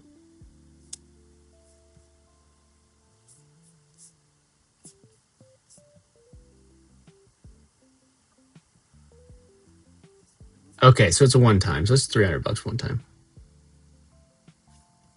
It's not bad. I'll look into it. Thank you.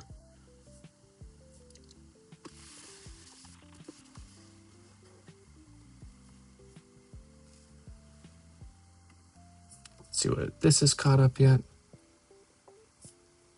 Okay. Turn up logos. Oh, no, it's still working.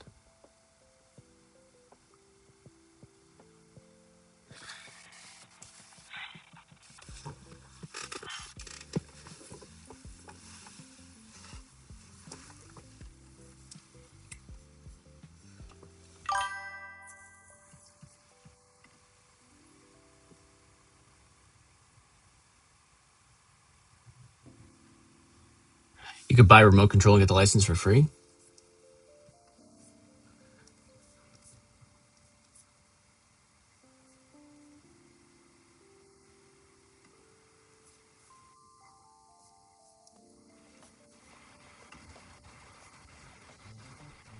Ah, cool. All right, well then. 2.0. What is the world's? I haven't used DaVinci in a while, like a long, long time. So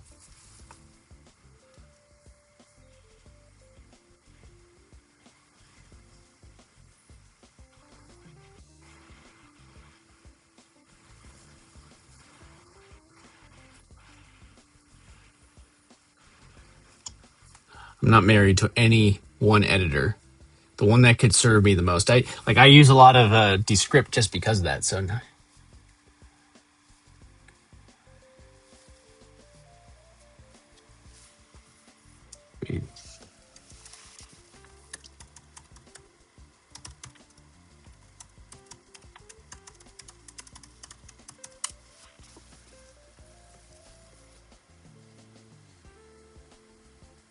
it's a remote monitor. Just it working? Not still working.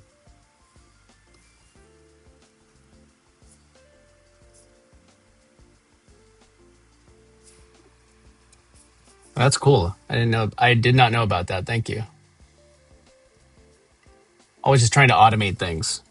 I want to make it automated, but I want it to be high quality. That's like, I can't abide by AI slop, but if I could automate it and make it not AI slop, then we golden.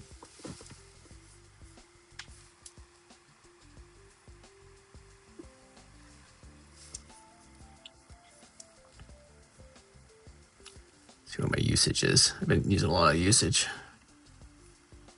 Oh, no, I'm fine.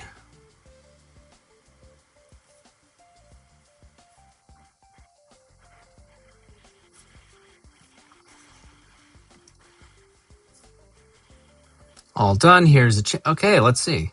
Open. Looks like it's just still with the infographic. Let's see.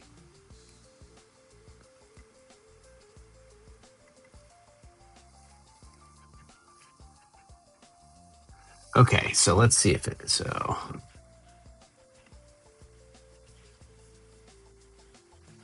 width at all width.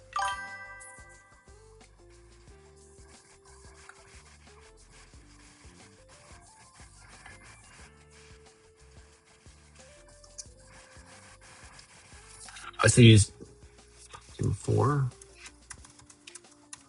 So use demo 4. So DeepMind built from Gemini 3 research and technology to maximize it.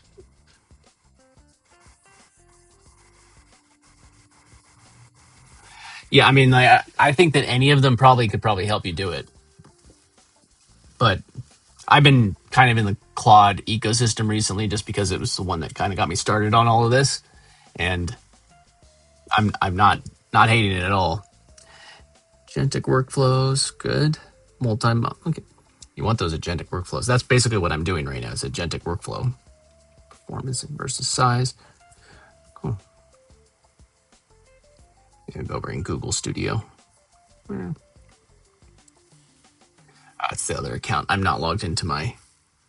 I'm logged into the wrong account.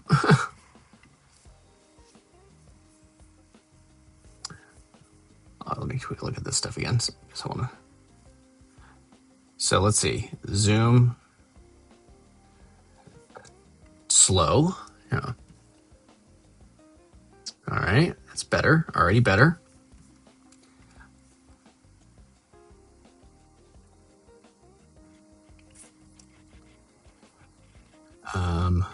That's fast. Good. Okay. Let's go back to the turtle. And let's adjust the smoothness. When we go all the way up to the. It's already looking better. Like it. And I think it's a lot. It's like a first for a lot of us, in all honesty. And it's crazy. It's opened up so many doors for us that used to stop us from being able to do this. It is really wild. All right. We got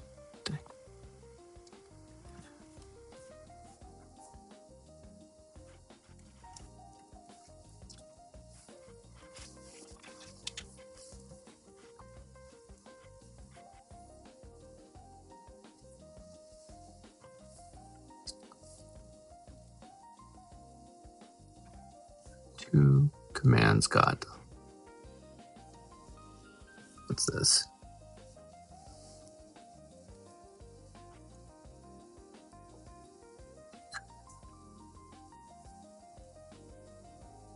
Moved. Fixed one line of config.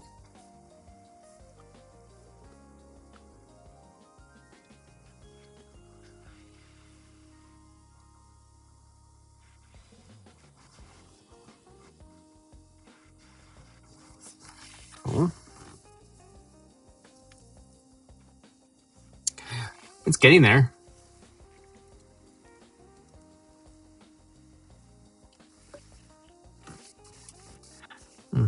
Anthropics update context. I want to have some imagery in here.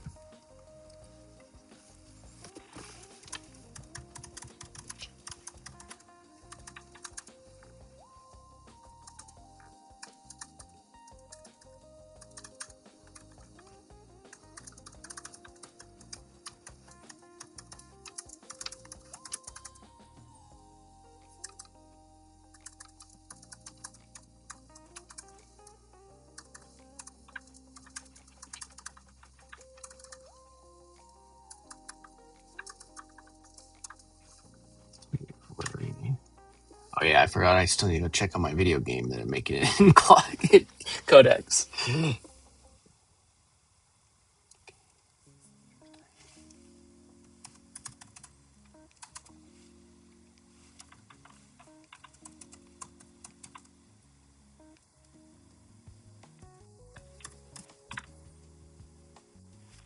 Let's see, any other notes before I... Oh. The fit all and fit with cut into the image.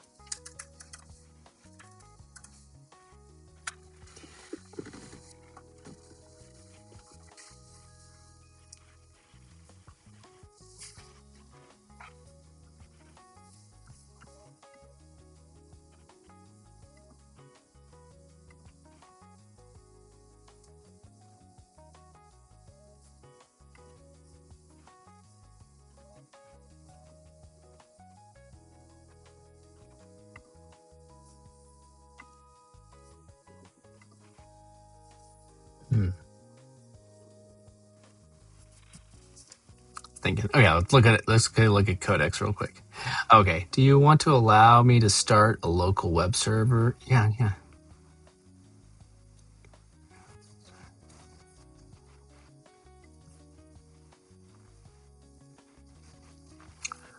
How long was it waiting for me to just say yes?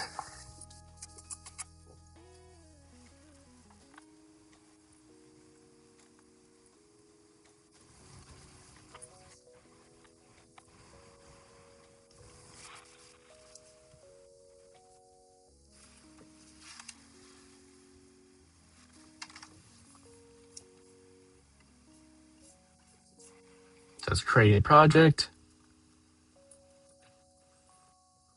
Yeah.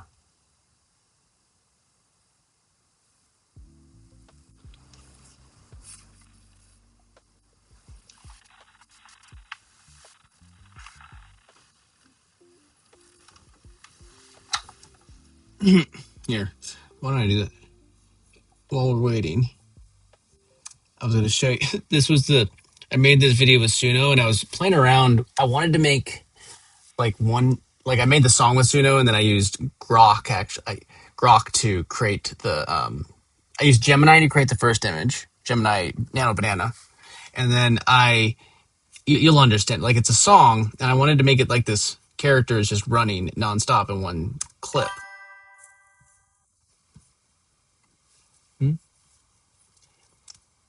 Hey, what's up? Visual, was it Shanker? How's it going? Hal Shanker. Sorry if I mispronounced that. My bad if I do. My apologies. But welcome. How are you doing? Now I'm running this. I'm just fine tuning this infographic that I'm going to be using for my videos. So I wanted to have all the information that I need to go over in a video in this graphic. Then I can just go over it very cleanly. It's going to definitely be better than what we got right here. I've still got some work to do on the style, but once you have the style, the idea is that I'm going to be able to have it auto create a lot of this content really, really quick for me.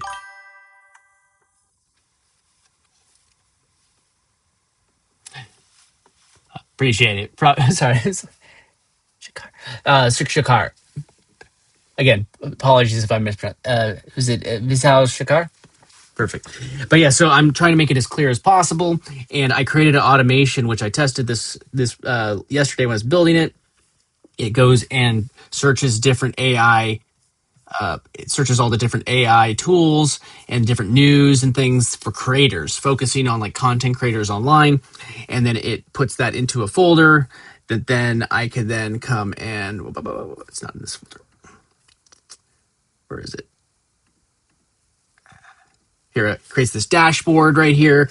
So you can see like yesterday is the 8th, and now it's already created the package for this one. And I'm going to have it integrate this tab wherever it is, wherever it went. back into this tab, so it's all one terminal. And then the idea is that I have a daily automation that does all the research for me, and then I could say, oh, cool, I want to make a video about the updates on Claude vibe coding for the day. That's something good. And then I could just have it do generate the infographic for me. And then when I create my video, for now, I could just sit here and just record it, but eventually have it study my recordings and then automate it and then create a avatar PFP. And then all what I have to do is be the gatekeeper and make sure that I am actually that the information is good, so it's not just AI slop. So I instead of me being the one creating the content, I'm the one managing the creation of the content. So for this automation, not yet. No API keys. My goal is to do this all with no API keys, as much as possible directly in Claude Code or within the Claude desktop app in particular. So no API keys yet. And everything that's like the generating of the image, all of that is generated by code in Claude. So like we could see it gives me like the breakdown, and then if I pick this topic here, I could say if I say pick the topic, I would be able to pick it, drop this in, and I can even look at the sources. Like here's the actual page with the source that it actually got the article from, and it did all this research for me. And there was no APIs. I was talking about this earlier that you could potentially use something like Firecrawl to scrape, but when it actually found it just by searching the different feeds. Like I told it to model it after Feedly, and if you don't know Feedly, it's like this. It's like I told it to build something that's going to operate in the same sort of scraping as this, where it doesn't. But I want it to all be local within Claude Desktop. See, this is building it. So now I'm just fine tuning the infographic. So the idea is I want it to be, I wake up, I have suggestions, I give the thumbs up on a suggestion, it goes and does all the rest of the stuff, and then I could just sit down at my computer for 10, 20 minutes, record the piece, and then everything on the back end will be as automated as possible. I want to get my work day down to an hour, I guess is the, instead of most of my day. I want it all to be like my day to be done in an hour. That's the goal. And so I can just hang out here and vibe code with about this stuff that I care about. If I can get that video done, that's a piece of content that's every single day, very easy, high quality, and I don't have to actually worry about, am I going to be able to have enough time to do it? I can make 20 minutes a day to sit in front of a computer and talk about an infographic. It's like, and if we can't come up with 20 minutes a day, there's so many things that we waste time on. We do that. So,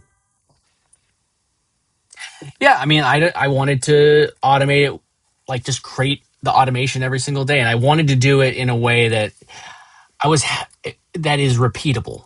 That's not just going to be something that has to be, like, I don't have to generate new graphics every single time I create one graphic. I look at it, I know that it's good, give it the thumbs up, generate the video. But if I have to, I was using things like Remotion, which are great, but they generate these things over and over again, and I've noticed it's not as good for this style of video and consistency. Not yet, at least. I think it will get there, but and maybe this fails. Maybe it doesn't work for me. But I tried it, and I'm figuring it out. If it doesn't work, I'm going to pivot. But I'm going to have something built that then I could build on top of. Like, let's see, fix all. All right, looks like it's launched the new. See now, it did not fix the thing that I asked for.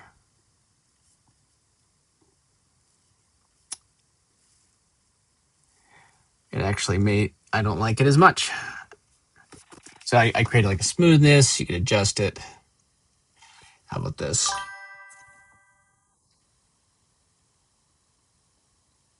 Yeah, you just have to try. You're 100% right. Claude,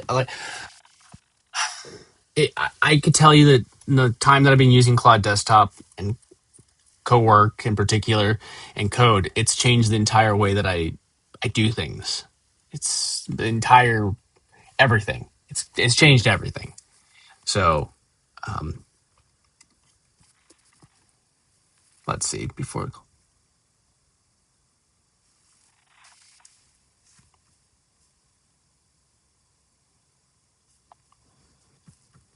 Let me go back and look at this before I.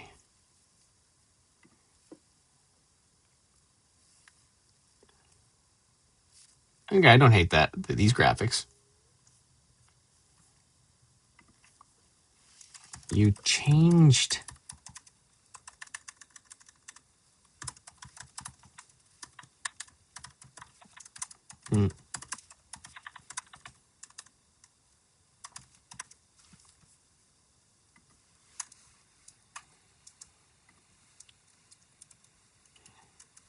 Now the entire bottom of the screen is too dark.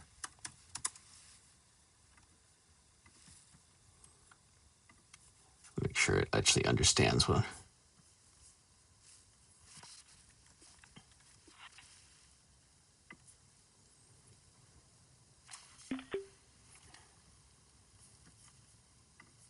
Just give it a photo so I don't have to let it question.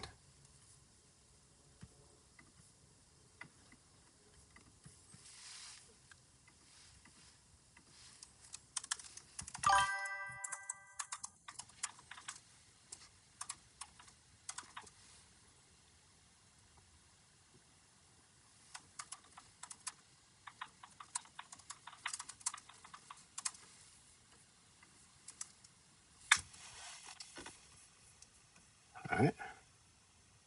Yep, I use the screenshot. I'm using Safari right now for some stupid reason, but I usually use I use this one right here. Oop. I guess it's taking a screenshot of my YouTube channel, but it uses this one. It creates a screenshot of everything. I like it typically, but I was using Safari like a dum-dum.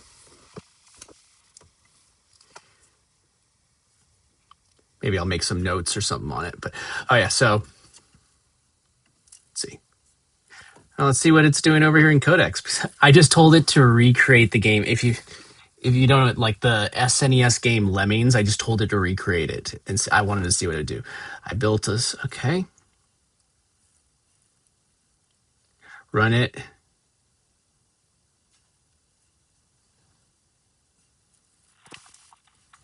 Can you launch the server?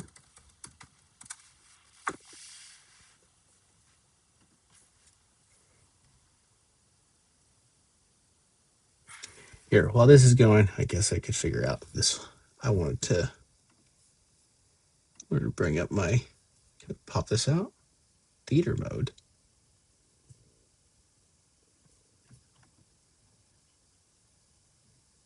There we go. That's what you, can I go to another tab? Do this? I don't think I can. There I am, just trying to figure out YouTube.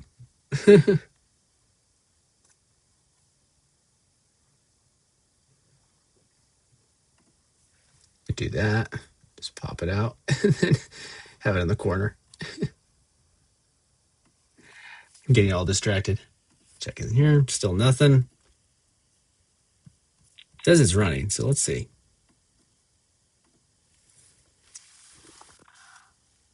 I mean, technically that's Lemmings, I think. I'm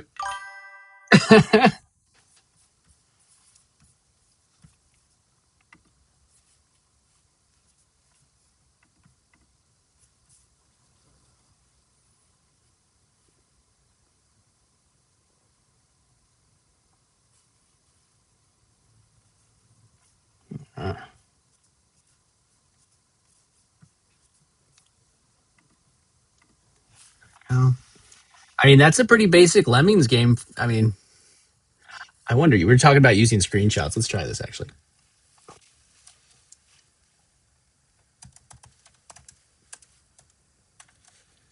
Let me not get too distracted from, okay, that's still going. Images.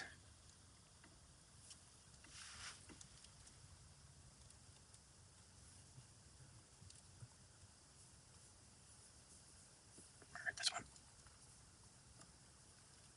man, do I have to save it? I have to save it.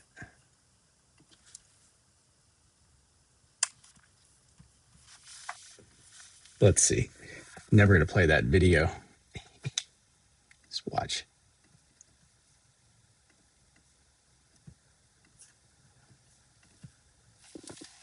Make the graphics look like this.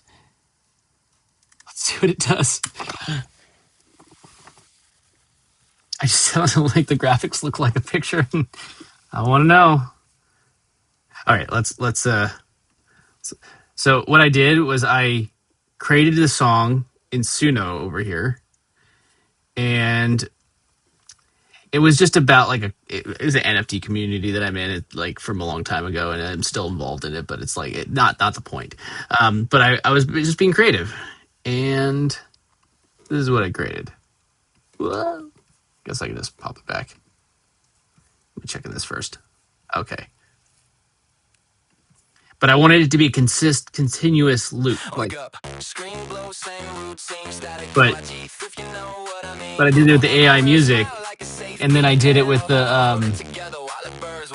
I did the AI music, and then I used Gemini and Grok Imagine to create the videos.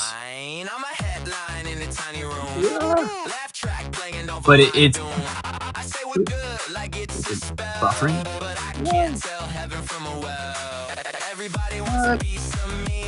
HD, bro. There you go. But I wanted it to be like a consistent song, like a consistent video with no cuts the whole way. So it's like almost a 3-minute song, and it just evolves into these different things, and it ended up being somewhere like completely different than I originally started. I was just having fun, and I think that's what people need to do with this. Like, I think it turned out pretty good. I just had fun.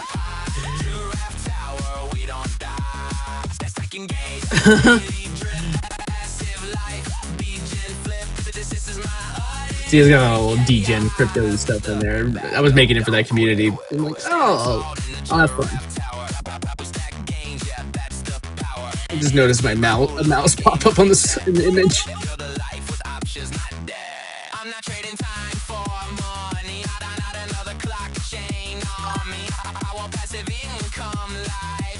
Yeah, I know. Glitches are part of the charm.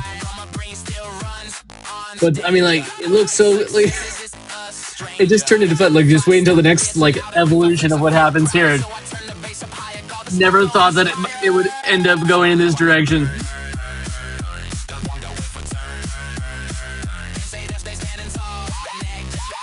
But I mean, I created the whole thing with no cuts. It's all a seamless video, which in reality, it's actually way more than it's, you know, like 30 different clips that I clipped together. There is one big glitch here. Tell me if you. Oh yeah, I'll check out your project. Let me know what it is. There's the funny part right here. The graph turns into a rocket for a second, an actual rocket, and I just left it in because I thought it was funny. It actually becomes an actual rocket right there for a second.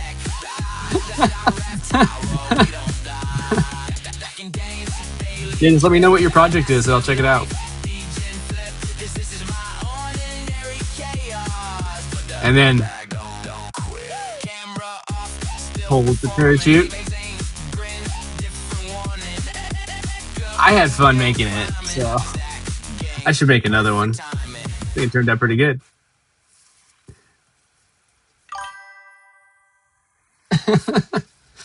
All right, let's check in on Claude. Okay. Let's see if it fixed the problem. I guess I can just look here and not have to reload everything. Oh gosh. Looks like you.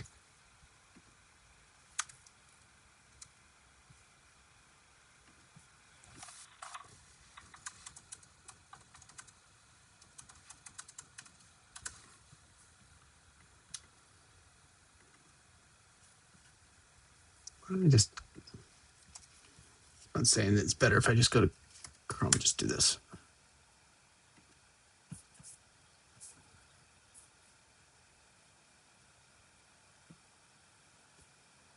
What? I just...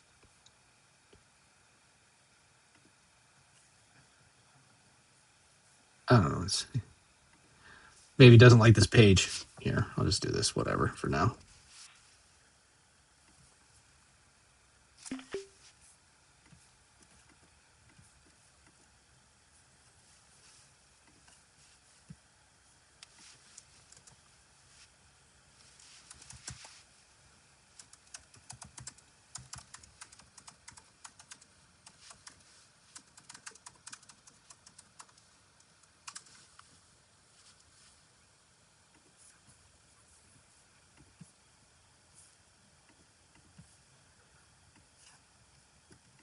Yell at AI. Oh, hey. I'm glad that you liked it. I just was having fun. There was really no purpose behind it. I have another YouTube channel that I just post personal stuff on. I don't actually try and market it or grow it. If I do anything, I just post it there. It's nothing like stuff that I'll post. I'm hanging out with my dad or something like that. Yeah, the actual personal social media, I guess, personal YouTube channel where I post personal stuff. Which I think everybody should have that. Social media should not be a job; it should be fun. But yeah, let me know. You said check out your project. Let me know what it's called, and I'll check it out.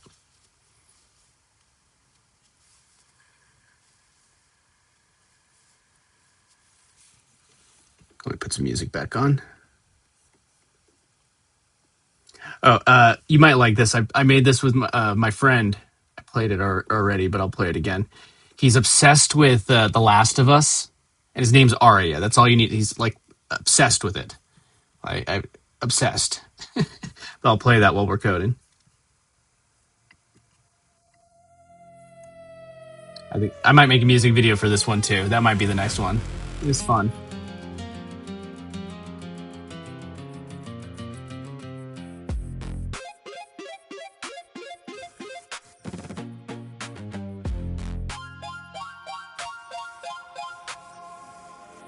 Controller in his hands at midnight, TV glow across his face. He bought the PS5 Pro for I could just see this being like a good animated, yeah. Fungus never made him blink. Joel and Ellie on the screen again. He's deeper than you think.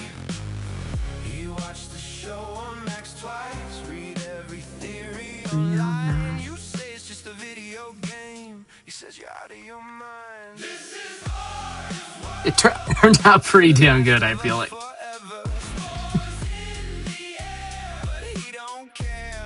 Gonna stop him never.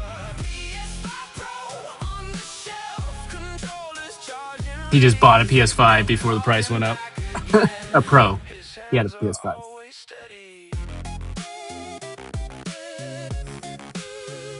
Part 1, part 2, he finished both. He'd do it all again. The fireflies, the hospital scene, he felt it to his skin. I think it turned out pretty well.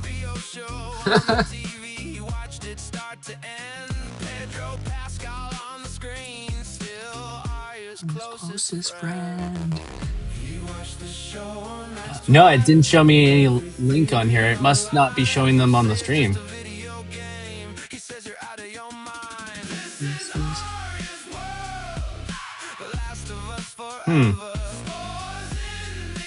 Let me check. It might be. Let me check on actual YouTube because I was looking at it through Streamlabs. 1 second.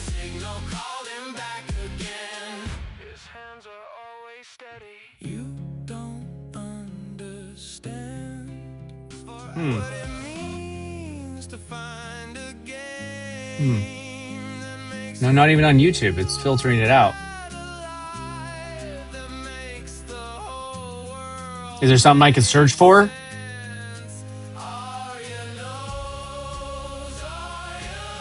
No, it didn't. No link came through.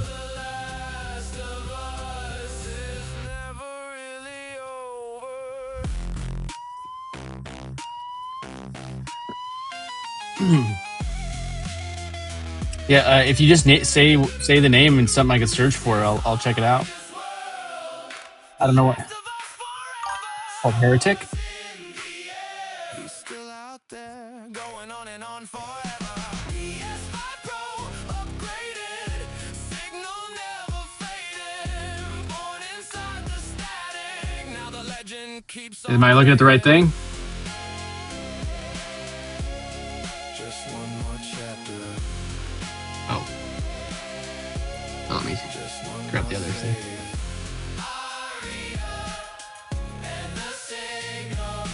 Till his dying day. Sorry.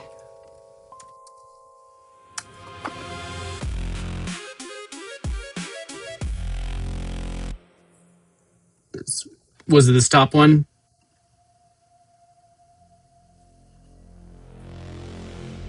I don't know if that's it.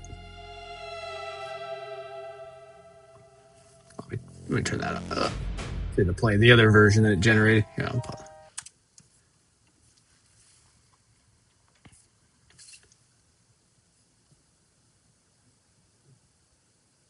Or is this the right one? Or I'm just trying to make sure I'm clicking the right one. Or is that 3 years ago?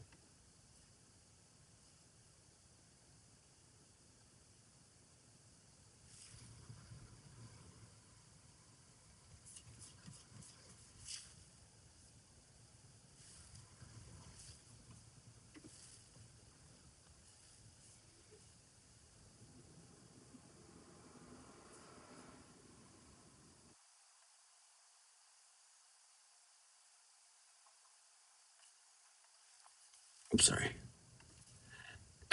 Just to make sure which one I'm supposed to. I want to make sure I'm clicking on the right one.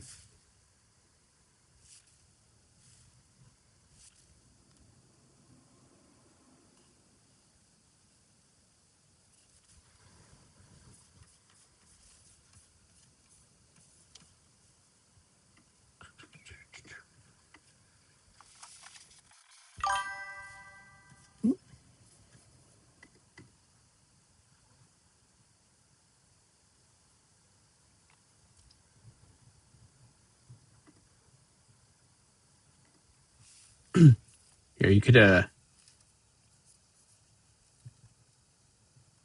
send it to this. Oop, that's not what I wanted. I'll put up my. No, it's just a simple note. Here, I'll put my.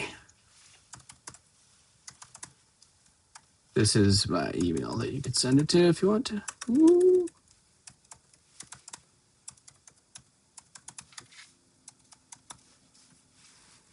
Yeah, that's just that my email. So quite literally my first name and my full name.com. Make it simple. You can send it there if you like.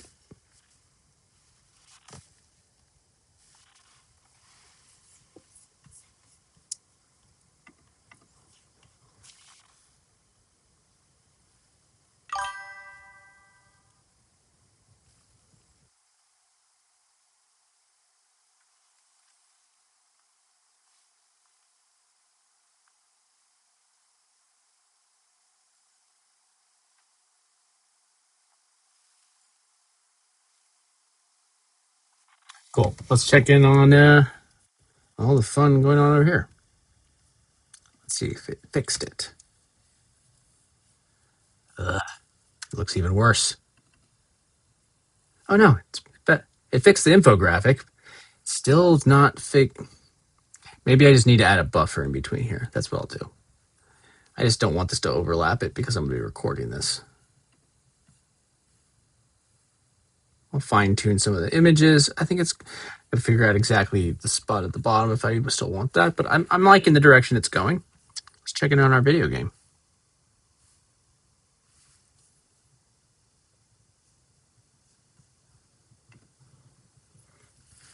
I mean, it's closer. Definitely looks closer to Lemmings than it did. What am I supposed to do?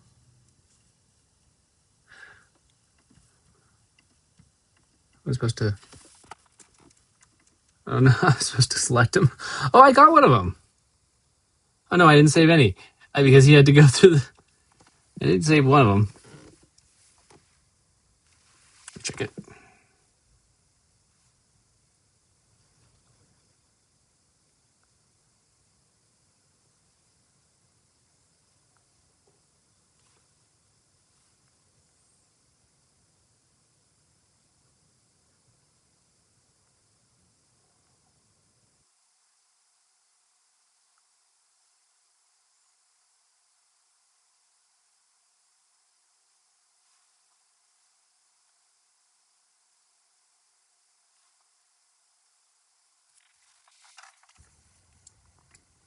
Let me create something. Let's see. Yeah, I'm looking right now. It's refreshing.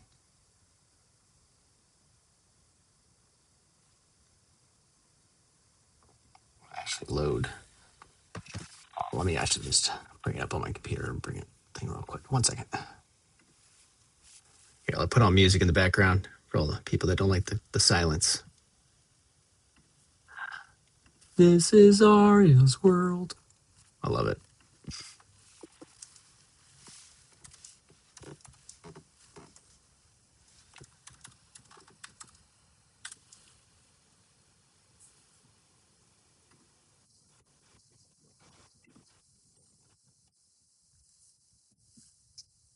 Just make sure it didn't get flagged or anything. Stupid Google doesn't know how to actually.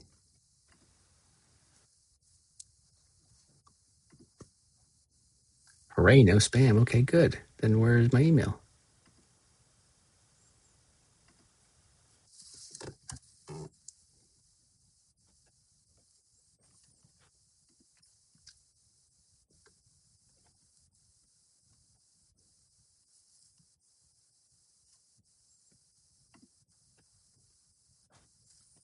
I don't see it.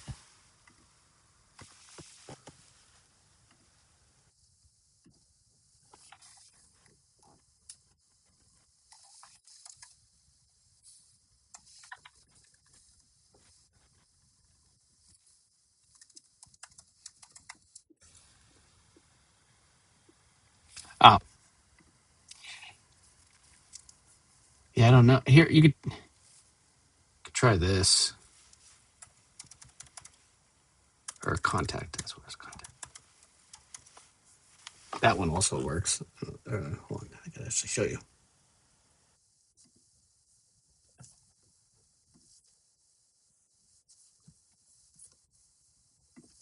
If that doesn't work, you could always send it to this email. Sorry about that. I don't know what's going on. It's the same domain. They all go to the same email. Just get filtered.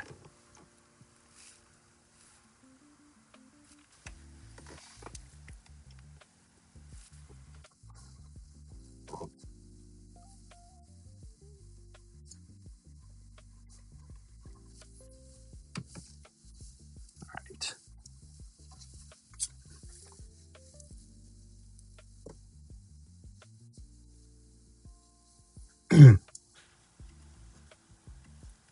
And you got my stupid long name. Everybody always forgets the E. But on other platforms, I just go by Dunk, like on X, Twitter, whatever we're calling it. I just go by Dunk, and that's kind of like that crypto stuff, that PFP. It's easier and it fits more into like the groove on those platforms. All right, let me just go check it again.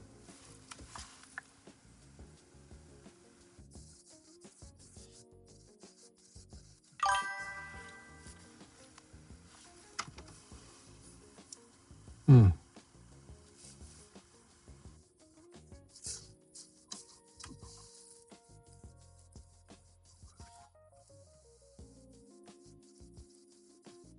Hmm.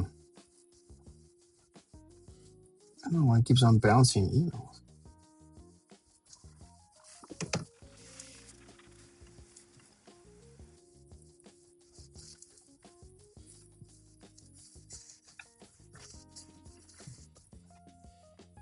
Okay, if that one doesn't work, I don't know why it's all bouncing, but I think it's usually always just Here, let me just try this. If that doesn't work.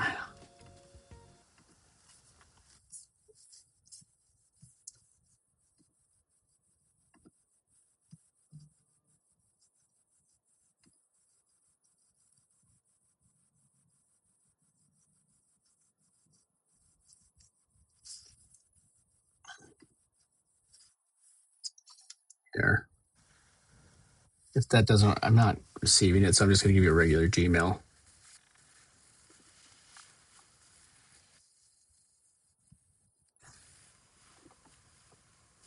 Okay, I'm going to check now.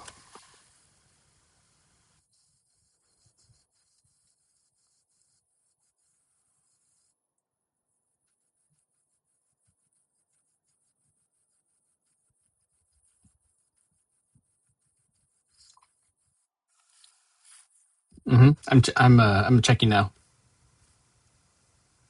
Sorry that I'm having trouble with my email.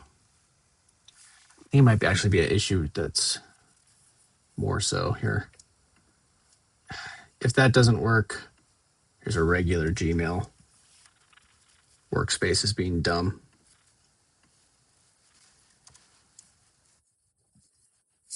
Here. If you want to just send it to that one too, then I'm not getting it in my Workspace email for some reason. I'm looking in the spam and everything.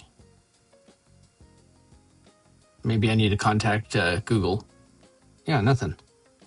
Heck.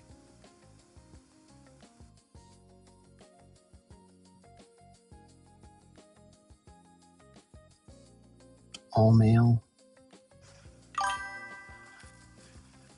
I'm gonna have to contact Workspace. I just put that. Send it that other email. Sorry. Damn.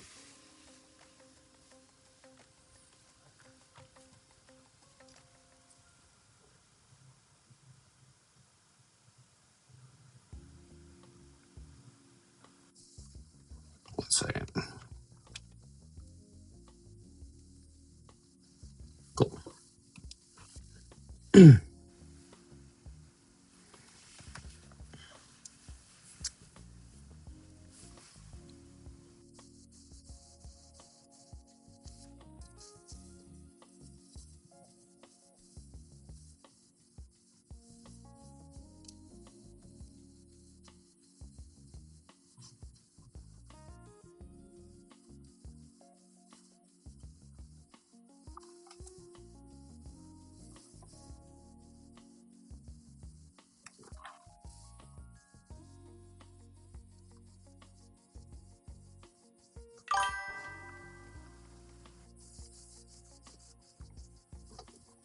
All right. Now I get it. Okay. Sorry about again. Sorry. I apologize. There we go. That came through. All right. Bring it back up. Let's take a look. All right. Agent credential broken. Your AI agent leaks. Oh, yeah. It holds your credentials, makes the API calls, and returns only the responses. Okay. So, is it just for Linux so far, or do you have it for Mac and Windows? So you have a community level, free, nice. Binary forever, full security kernel. 1 second.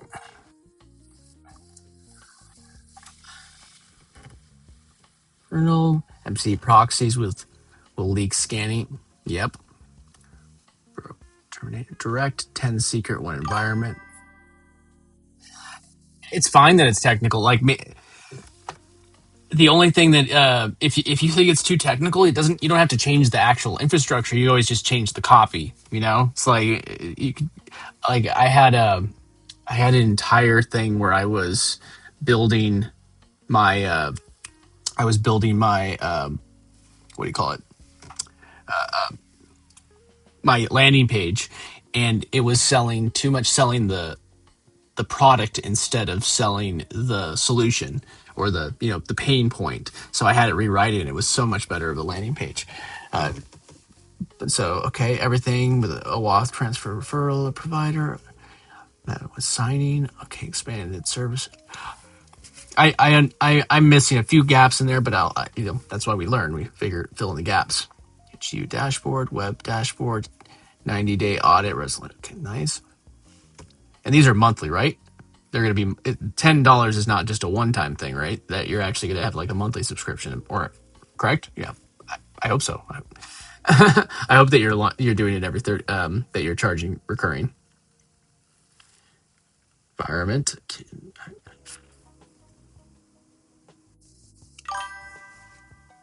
Yep, that's what you got to do. You got to keep on going. Keep on, vibe coding and creating daily. It's your job. But imagine how long it would have taken you to develop this if you, first off, how much it would cost to develop if you had to pay somebody to do it, and then they don't have the same vision as you, and then you have to like go and implement. You got to get people to pay, or you got to actually get them to do the notes, and they got other clients, and you can just implementing, just get it done.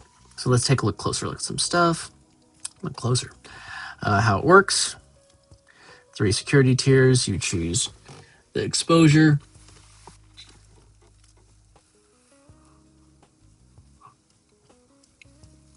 Every server needs a credential.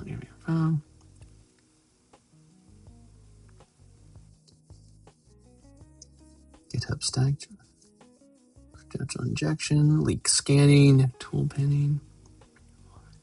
Okay. Clean shutdown. This is it's really well structured. Proxy. Promote.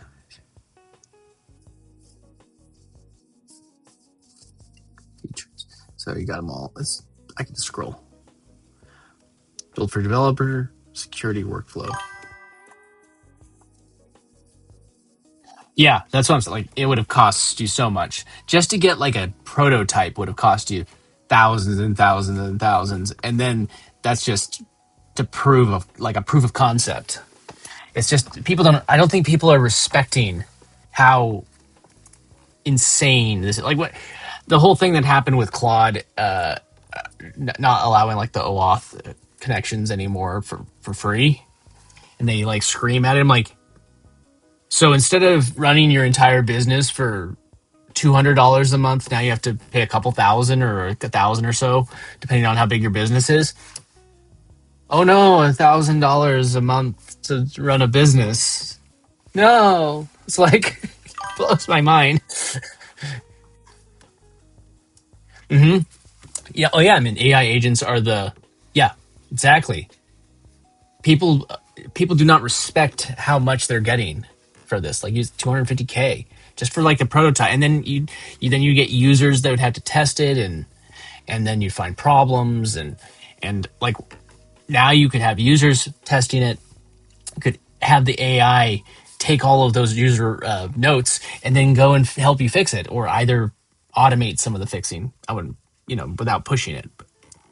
Say agent isolated brokering. Say agent address space.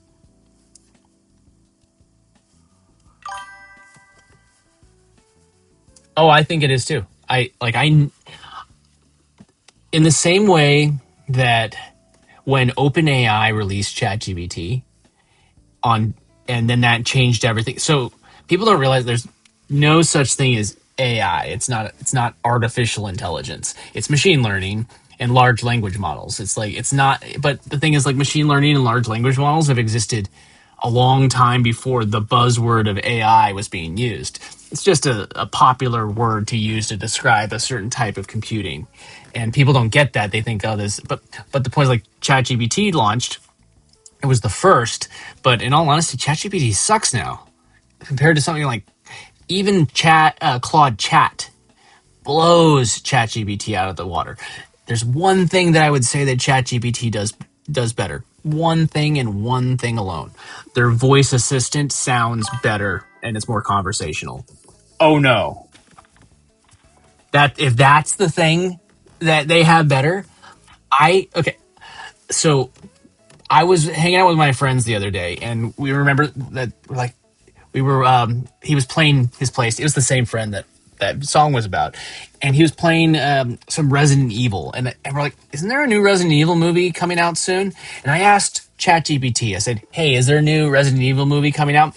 And also, how many were there in the last version or the first run? And wasn't there like a remake that they made on Netflix or something? Like, oh, that was actually a show, and then it said there's no plans for another one."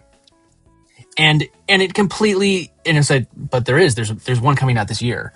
And I said, and no, and it verifies like we just double checked it's not. And then I had it check 5 times before it actually found it and confirmed that there was a movie coming out. I had to ask 5 times, and I was like, how could I trust anything you say when I had to ask you 5 times to double check? I'm not going to ask you 5 times to just double check everything you do. I asked Claude one time. It did the proper research and told me the correct answer on the first go. ChatGPT, no, garbage. Claude, it actually did what I wanted it to do. It's actually worth the money versus ChatGPT, which it's not. It's not anymore. It was for a while. It was good. But I think that the buzz was like everybody jumped on ChatGPT because it was the first one. Now, I think to a certain extent that's also with Claude, but I feel like Claude is already like there's going to be competitors that come out that might be better along the line. But right now, this is a game changer. It's like, yeah, automation scripts. The thing that really drew me into it, like the biggest thing was cowork because I'm able to just automate everything. It's just, oh yeah. Oh yeah. I mean, nothing's perfect. Um, I still have it because I want to be using Codex to just check my code. Why not? I mean, like it's 20. I just have the $20 plan. It's fine. It's completely fine. But let me go back to your thing. I'm gonna go through this more. So, security tiers. Here, you want to try something real quick? I'm going to show you some. I tried this. I'm going to do this. This is going to be a completely fresh one. Here, we start anything. Report for this tool.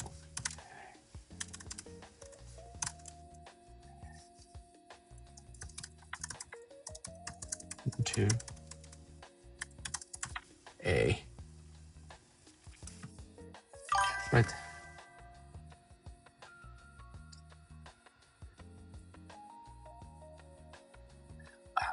1,400. It's a lot. Hold on one second. Let me. Um,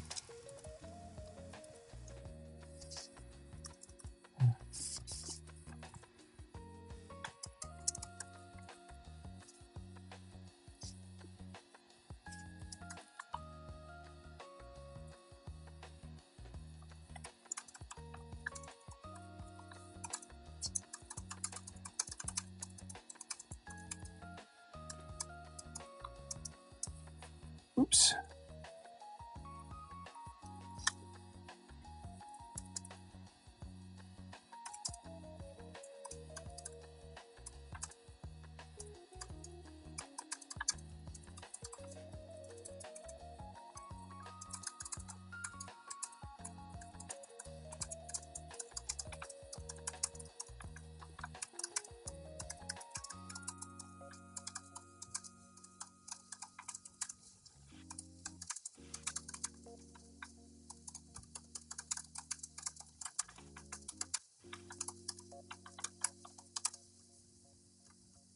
There we go.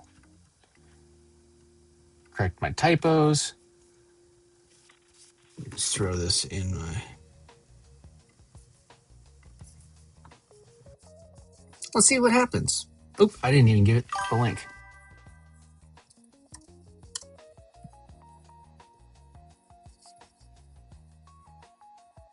Yes, I do set up skills for Claude. What I do is like I'll work through the automation myself, and then once I've figured it out, I say generate a skill so we could do this again. So like that whole process that I was doing with the infographics, Once I get it done, I say, okay, great, this is working properly. Let's turn this into a skill so we could easily repeat it. And that's kind of been the flow of how I've been creating the skills. It's worked out really well so far. So this is actually grabbing onto some skills that I've created that are available in there already. I know it doesn't, but I care. It does. Yeah, I get it. So we'll see how this works. And oh,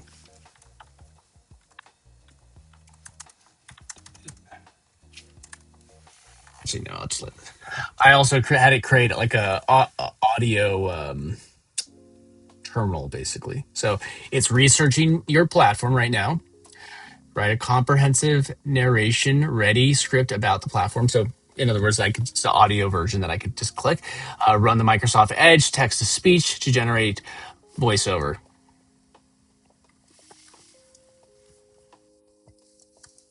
The best.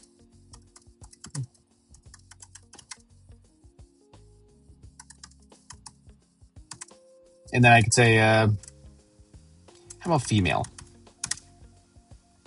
Let's do a female voice. So we'll see that now. Like, if you like it, like I could always just send you this. Like, you sent me an email. I could always just. I'd be happy to like just send you whatever it generates. But I figure I'm gonna end up having to take. What time is it? I have to pick up my niece from school in a little bit. But so I'm gonna have to take a break, and the usage is gonna reset. So I might as well. I got plenty for the next 2.5 hours. It's just gonna reset. I might as well use it. All right, this might take a few minutes though.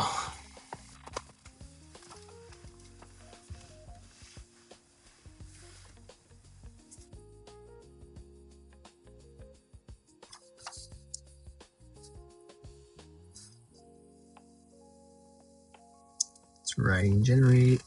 So it's already onto the voiceover part. So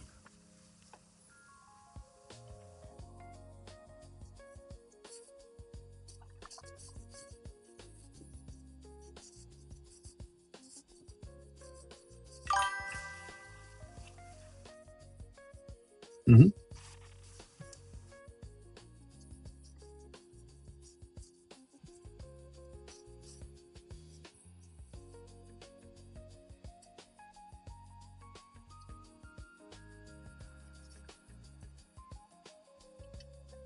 Oh, that's good. You put things that you can't reverse engineer.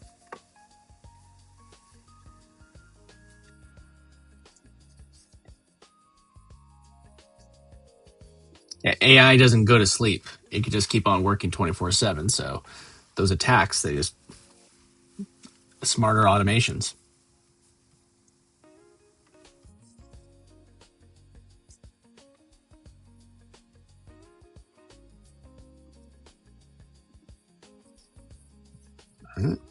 Okay. Oh, there we go.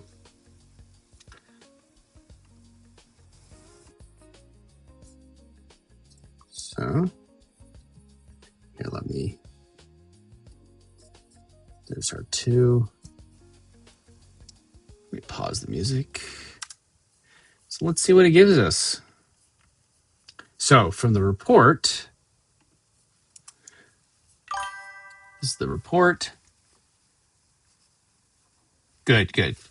Don't make it open source. Mine's not either. So, all right, let's listen to a little bit of this audio and just see what it get. If you are using AI agents, and if you are watching this channel, chances are you already are. There is a security problem you may not even know you have. Every time you run Claude Code, Cursor, Windsurf, or any other AI coding agent, those agents need API keys to do their job. They need credentials to talk to GitHub, Slack, Notion, your database, your payment processor. And right now, in most setups, those credentials are just sitting there in plain text config files, exposed to the agent's memory, vulnerable to leaks, and one bad prompt injection away from being stolen. That is exactly the problem that Hermetic was built to solve. Mm-hmm. Hermetic, found at hermeticsys.com, is an open... Let me open this so I could just open a VLC real quick. So I don't have to have it pop If up. you are using AI agents, and if you are watching this channel, chances are you already are. There is a security problem you may not even know you have. Every time you run Claude Code, Cursor, Windsurf, or any other AI coding agent, those agents need API keys to do their job. They need credentials to talk to GitHub, Slack, Notion, your database, your payment processor. And right now, in most setups, those credentials are just sitting there in plain text Yeah, config of files, course. exposed to the agent's memory. This has vulnerable become to my leaks, workflow. I love and it. one bad prompt Yeah, of course. injection away I'll from email being it to you. stolen. That is exactly the problem that Hermetic was built to solve. Hermetic, found at hermeticsys.com, is an open-source, Rust-based credential broker. It acts as a secure intermediary between your AI agents and your API keys. Instead of giving an agent raw credentials, Hermetic holds the secrets itself and makes the API calls on behalf of the agent, returning only the response. The agent gets the data it needs. Your credentials never leave the daemon's memory. That is a fundamentally different model from how most people are running AI agents today. And as the AI agent ecosystem matures, this kind of infrastructure is going to go from a nice-to-have to an absolute requirement. Hermetic offers 3 distinct security tiers, each designed for different levels of risk and exposure. The first and most secure tier is called Brokered, and it earns a 3-star rating for 0 exposure. In this mode, the Hermetic daemon itself makes the HTTPS call to the external service. The credential never enters the agent's memory space. The agent sends a request to Hermetic, Hermetic handles the API call, and the agent receives only the response. This is the gold standard for protecting secrets in any agentic workflow. The second tier is called Transient, rated 2 stars. Here, credentials are injected into an isolated child process for a single command. The moment that command finishes, the credential is wiped from memory. Exposure is measured in milliseconds. This is ideal for CLI tools or build scripts that need temporary access to a secret without long-lived exposure. The third tier is called Direct, rated 1 star. This mode prints the credential to your terminal only after requiring a passphrase re-entry. It is intended for human-in-the-loop scenarios where you personally need to see a secret, not an agent. The friction is intentional. It is a speed bump that prevents casual or automated credential harvesting. What makes Hermetic technically impressive is the depth of its security architecture. This is not a simple secrets manager with a pretty interface. It is a hardened system built from the ground up to resist attack. The first layer of protection is binary attestation. Before any process can connect to the Hermetic daemon and access credentials, Hermetic verifies the cryptographic hash of that connecting process. If the binary has been tampered with, if someone has swapped your Claude Code installation for a malicious version, Hermetic refuses the connection. This closes a whole class of supply chain attacks. The second layer is SSRF protection, which stands for server-side request forgery.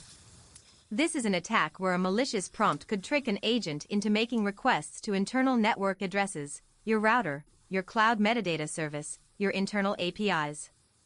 Hermetic blocks this at the DNS level, validating that requests only go to legitimate external endpoints, not to private IP ranges. The third layer is memory hardening. Key material is locked to RAM, meaning it cannot be swapped to disk where it might persist after shutdown. Core dump generation is blocked, so a process crash cannot accidentally write your secrets to a file. Debugger attachment is detected and prevented. This is defense at the operating system level. The fourth layer is audit logging. Every credential access is recorded in a tamper-proof, HMAC-chained audit log. HMAC chaining means each log entry cryptographically commits to all previous entries. You cannot quietly delete or modify a record without breaking the chain. This gives you a verifiable history of every time a secret was accessed and by whom. The fifth layer is the ephemeral handle protocol. When Hermetic grants a process access to a credential, it does so through a one-time handle that is process-bound, time-limited, and domain-locked. Even if an attacker somehow captures the handle, it cannot be reused, cannot be used from a different process, and expires automatically. And finally, Hermetic communicates exclusively over Unix domain sockets, never over the network. There is zero telemetry, zero cloud dependency, and zero data leaving your machine. Everything runs 100% locally. Arguably, the most powerful feature in Hermetic for modern AI developers is what the team calls the moat. Claude? This is Hermetic's MCP proxy layer. MCP, You don't or the need Model one. Context Protocol, is the standard that allows AI agents like Claude to connect to external tools and services, your GitHub, your Slack, your Jira, your database. The problem is that today, connecting an MCP server to your IDE means putting your credentials into a plaintext configuration file. Anyone or anything with access to that file has your API keys. The moat sits between your IDE and every MCP server you use. Here is what it does. First, credential injection. Instead of putting API keys in your config file, the moat injects them at the network layer at the moment the call is made. Your config file contains only a reference to the Hermetic vault. The actual key never appears in any file. Second, leak scanning. The moat scans every response coming back from an MCP server, checking for patterns that look like accidentally exposed credentials. If a server response contains what looks like an API key, the moat flags it before it reaches your agent. Third, tool pinning. Every MCP server's tool definitions are verified against a You could probably put a cryptographic hash skin stored in around the it. vault. I mean, If an attacker compromises an MCP server and changes what a tool does, a like technique Claude called Code tool could do a lot of the poisoning, things the that hash will not match this can and the do, connection so. will be refused. This protects against a real and growing class of attacks in the agentic ecosystem. Fourth, per tool policy enforcement. You can define allow and deny rules for individual tools within an MCP server. You might allow Claude to read your GitHub issues but deny it the ability to push to main. These policies are enforced at the proxy layer, not by the agent itself. The moat works with any MCP server, GitHub, Slack, Jira, Notion, Stripe, any service you connect to through Claude. It requires zero changes to the MCP servers themselves. Hermetic is designed to be easy to install. The setup is a single command that runs automatically. It detects your existing .env files, imports your keys, encrypts each one with a derived key, starts the daemon, and verifies everything is working with live API calls. The whole process takes under a minute. Once installed, Hermetic integrates with a wide range of tools and ecosystems. For AI coding agents, it supports Claude Code, Cursor, Windsurf, OpenClaw, and VS Code. For infrastructure and DevOps workflows, it supports GitHub Actions, Docker, AWS SDK, Terraform, and kubectl. Yeah. This means Very Hermetic informative. is not just a tool for local development, it is designed to follow your credentials all the way into production pipelines. One of the most credible things about Hermetic is how seriously the team takes adversarial testing. The codebase has over 1,000 unit, integration, and adversarial tests. Continuous fuzzing using libfuzzer and address sanitizer has thrown billions of randomized inputs at the system looking for crashes, memory issues, and unexpected behavior. Beyond automated testing, Hermetic has undergone multiple red team campaigns with full whitebox access, meaning the attackers had access to the complete source code. These campaigns found 3 real vulnerabilities. All 3 were patched. And across all campaigns, there have been 0 cryptographic core breaches. That track record matters. A security tool that has never been seriously tested is not a security tool, it is a confidence game. Hermetic's transparency about findings and patches builds real trust. Now let us get to the part that is most relevant for you as a creator, entrepreneur, and AI-first business operator. If you are running AI agents in your workflow, and based on the automations and pipelines you have already built, you absolutely are. Hermetic solves a real and growing problem. Think about what your Claude Cowork setup currently touches. It accesses your Google Drive. It interacts with Canva. It reads and writes files. It may talk to high-level, to YouTube, to scheduling services. Each one of those integrations involves a credential. Each credential is a potential point of failure. As you continue to expand your AI pipeline, adding more MCP servers, connecting more tools, building more automations, the credential surface area grows. Without something like Hermetic, every new integration is another API key sitting in a config file, accessible to whatever agent happens to be running. Here is how Hermetic fits into your world specifically. For your YouTube content automation pipeline. Here. Still see that. Still hear me.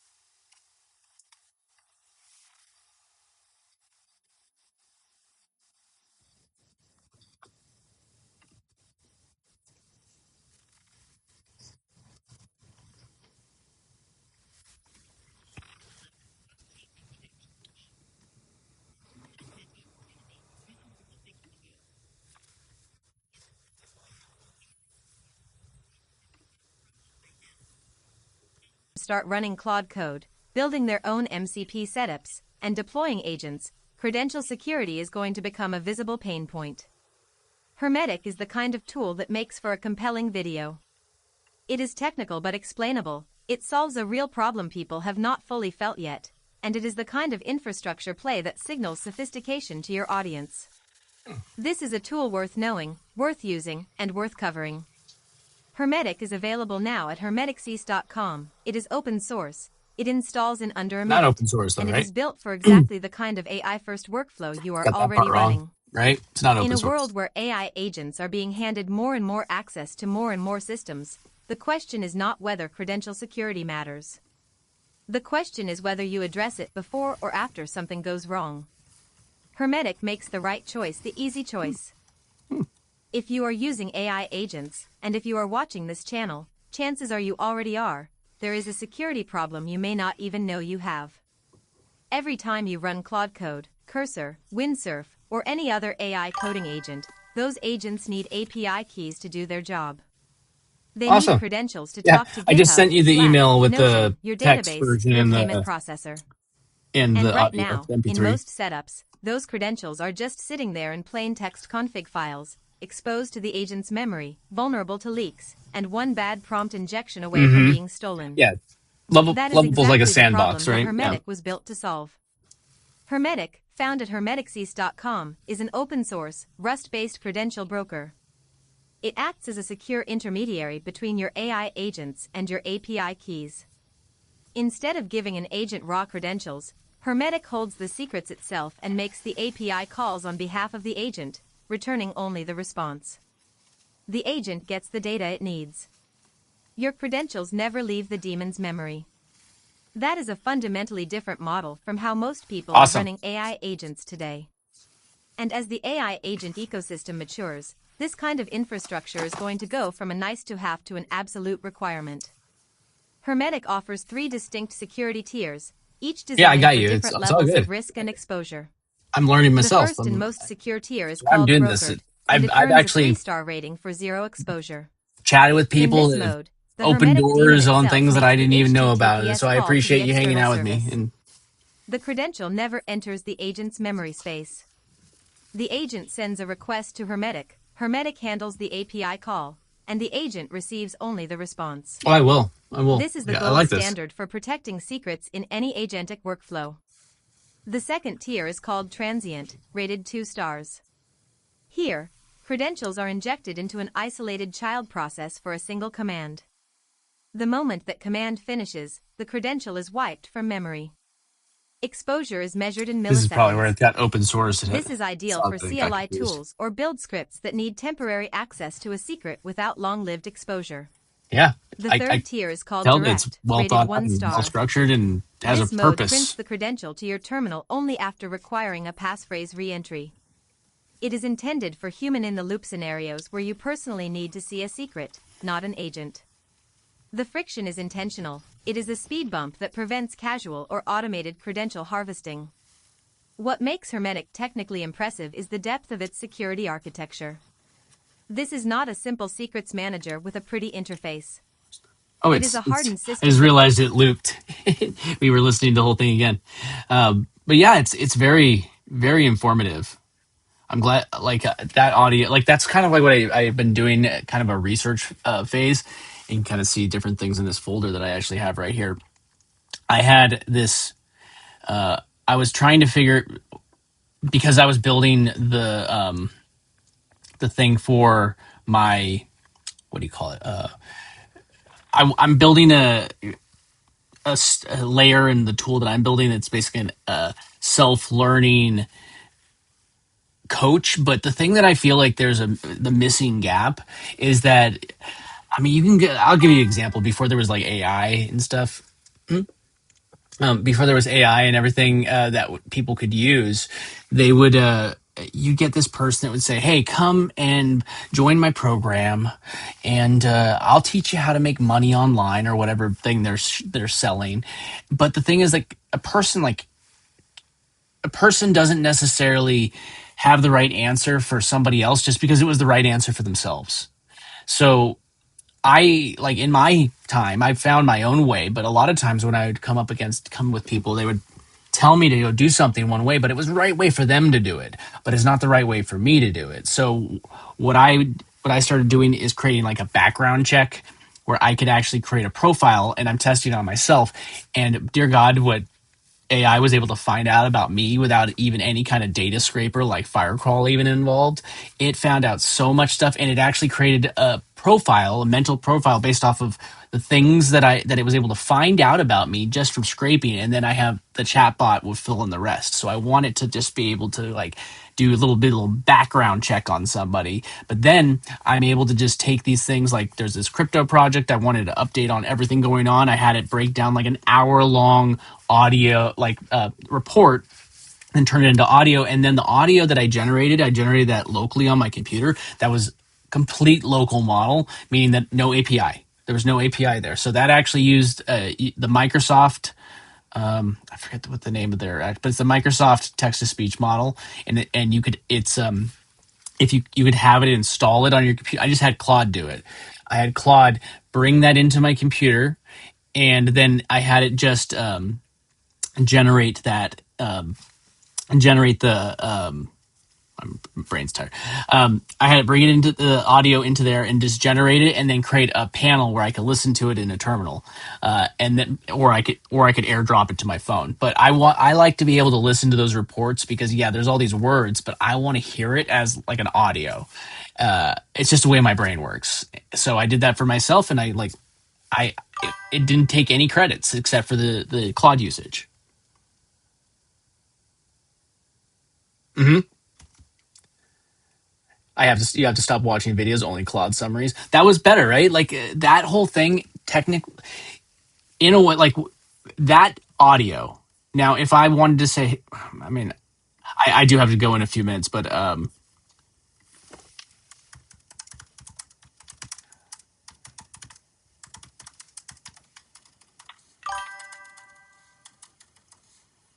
let's see. I'm just gonna, yeah, one subscription to rule them all. Let's see what let's see what it does. I'm not sure how well this is gonna work out. You turning this into an audio using Remotion. Um,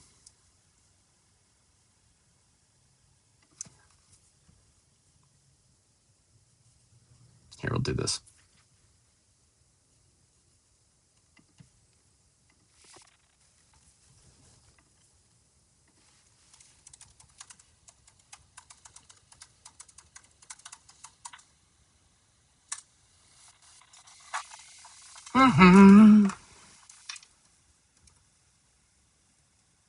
Did not do it.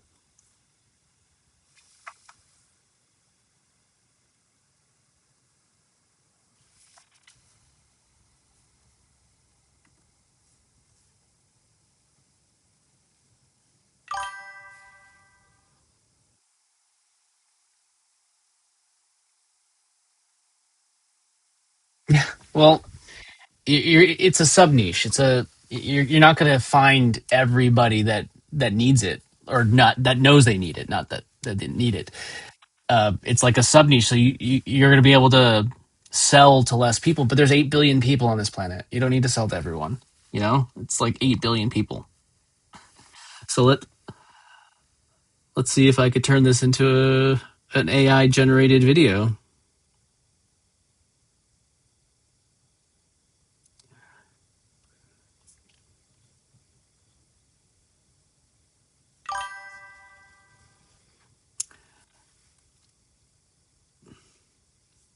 I'm not even going to. I'm just going to let it do its thing and see what happens. It's actually a good idea. Like, you find a product and you. This is actually giving me ideas.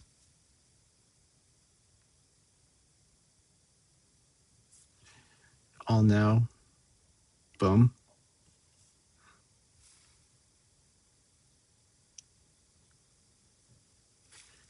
If this generation turns out good, I'll send it to you as well. Yeah, I'm U.S. I'm in the U.S. I live in like the Los Angeles area. My day job is actually working on like TV shows. So some movies, but mostly TV shows. Movie industry is kind of dying in LA. It's a lot of TV shows, a lot of reality TV. Um, like like the show that I worked on last was like one of the Real Housewives ones. So I do that as my day job, and then day job. I'm independent contractor, so I work when I take a job. So I start creating content online and making affiliate marketing content that generates me passive income because I work in an industry that is inconsistent and kind of have been crashing over the last couple of years because all the companies are getting bought up by tech companies. But yeah, I live in like the LA area of Los Angeles. Um, let's see. Now setting up the output folder. But I want to create these automations and create these videos, but it's all about creating high quality, good quality videos and good quality content. I can't stomach creating AI slop. It's the automations are too good for us to be satisfied with making AI slop anymore. We can't. Oh, you have a childhood friend in LA working in VFX? Yeah. I mean, that is something that will never like die. It will change with things like AI, like of course, but it's not going to be anything that's going to go away. Remotion. I'm using Remotion. It's there's a couple different things you could use. Like this is one. What is it? My brain fart. This is one, right? Yeah, this is one that you could use. This is something you could use to generate videos with code, and then this is another one that I use, Remotion. And both of these are great. You should use both of these. FFmpeg, and then Remotion is great. You can create all sorts of cool videos with Remotion. Create different styles. There's a bunch of plugins. It is wild what it can edit. All of this, it's free. Both of them are 100% free. Remotion has this thing where they, for their pricing, where they have like a commercial plan. If you're using it for a company, they ask that you pay $100 a month for the license, but otherwise, it's a completely free license. Yep, only good quality. Let's check and see. It's generating the lower thirds. It's generating the infographic. And then the idea is that I could just tell it to change things in the video. I say, hey, this infographic looks like crap, and I can just change it.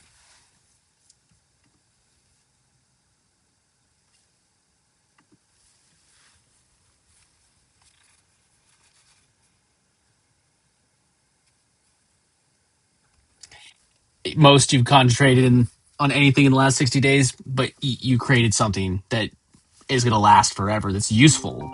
Leave me alone, everyone. Don't call that number. It's a spam number.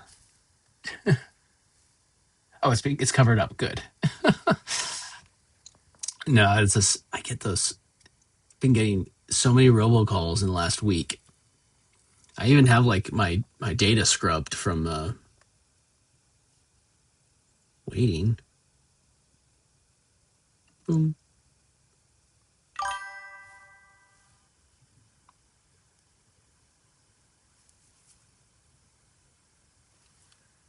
Mm-hmm.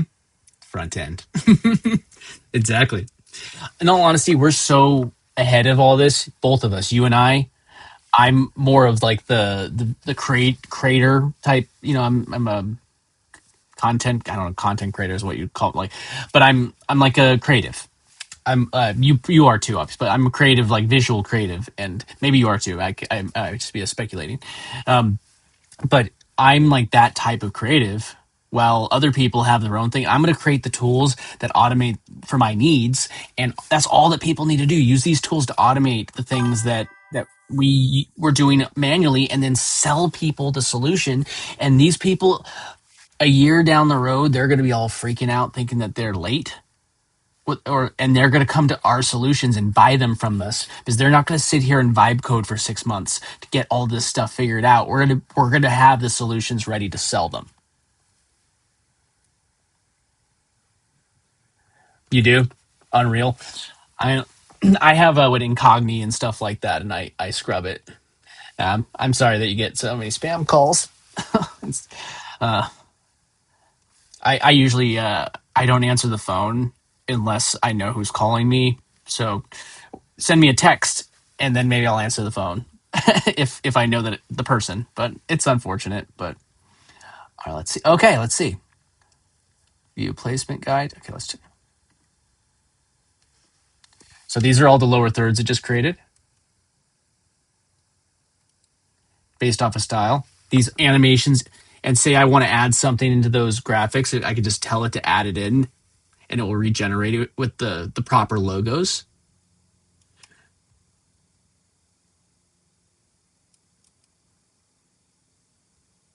Or say I'm like, this isn't big enough, make it bigger. I just tell it verbally to do it. Emote MC. Mm-hmm. You like the draft? I thought it was fun too. I think I'm going to take that PlayStation one and just be a little creative with that one and do that one next. I that's been stuck in my head for days. I should just do it. So here's another one. Mode protection. So it's created these overlays, and the reason why it created this style is because I had already created these templates for this style, and it just went back and recreated it in the same style. So now I'm just going to say graphics look good. Now generate a full video using emotion. Get screenshots from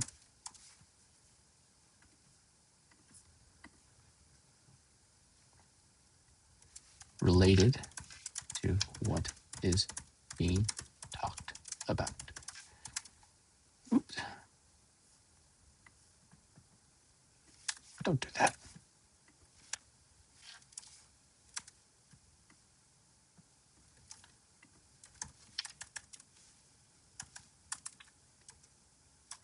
Ah.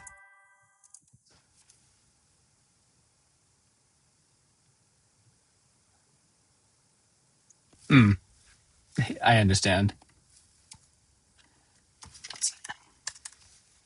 Get screenshots from.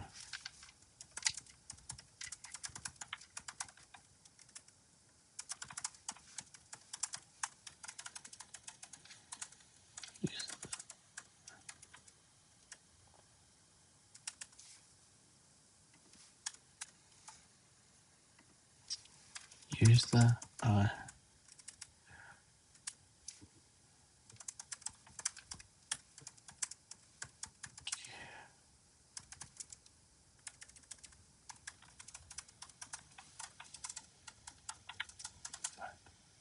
OneNote. This is not a open source project. That's one thing I saw that it actually got wrong.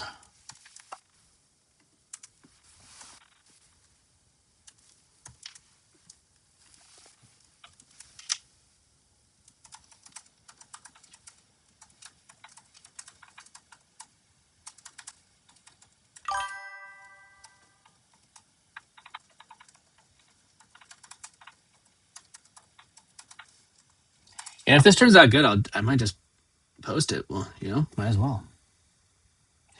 Um,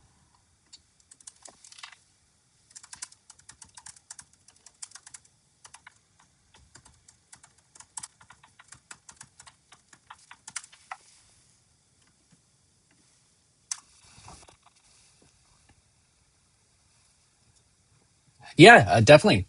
I'm down to have a call. I have like a very neglected Discord.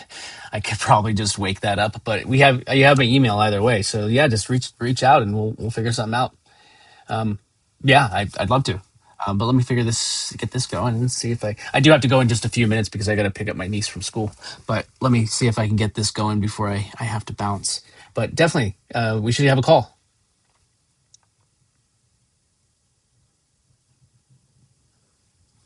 Oh, you worked as an assistant director? No, first AD or second AD? Just curious which one. Yep. I used to be a second AD before I moved to like the camera department because I like the tech and I'm like I don't want to deal with all these whiny little people that are always complaining about stuff all the time. Like, come on. It's like I'd be exhausted passing out and they'd complain about the turnaround and I'm like, I didn't have any turnaround. I've been awake since you went home yesterday. Oh, it's 2 a.m. there. It's just about just a little after 1 p.m. here. Yeah, send me an email. Definitely. Like, I also have another email I'll send to you that I check more often. I just didn't want to put it up on the screen. Just public. You have an idea about security. I know you do. You have an idea. You know not to that we don't want to share too much information for those ones that we have anything connected to. Um,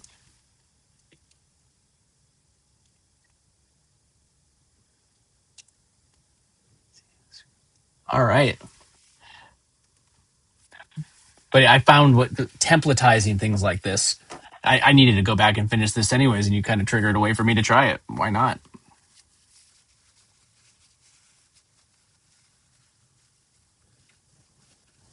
Continuity. Nice. Good, good. Like script supervising, continuity. Perfect.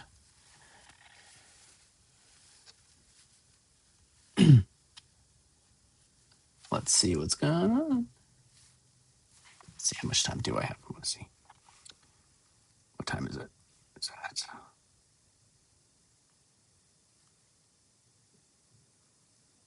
I have a few more minutes. I want to get at least the first draft of this before I have to bounce. But yeah, and so you can see exactly what it creates. Let me save this and scroll through all key sections. So now it's basically going through your site and creating screenshots that it could use in the video.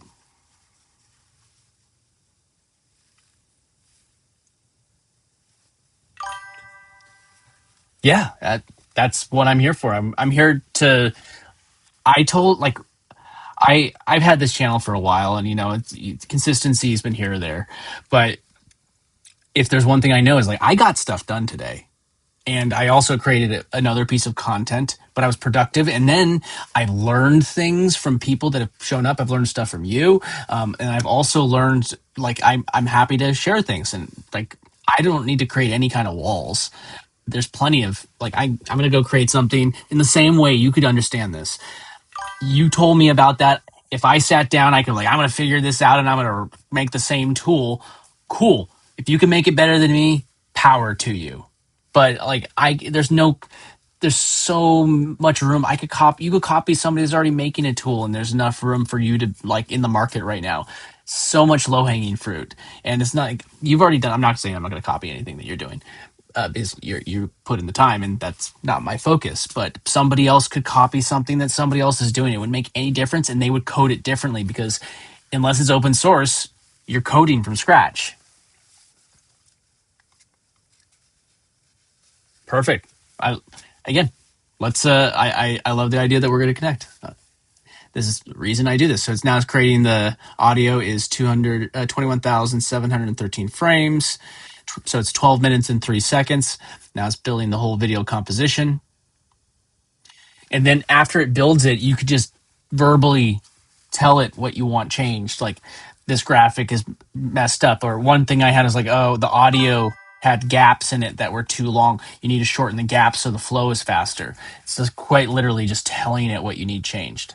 One of the things that's on my list of things to do is to build to build like to build a whole entire editing terminal for remotion, so that's a little bit more in line with like DaVinci or Final Cut or Premiere, and then I could have it vibe code 95%, and then I could just go in like a normal editor because I've been editing since the 90s, so I like it's kind of hard to rewire and not have any of that traditional editing at all.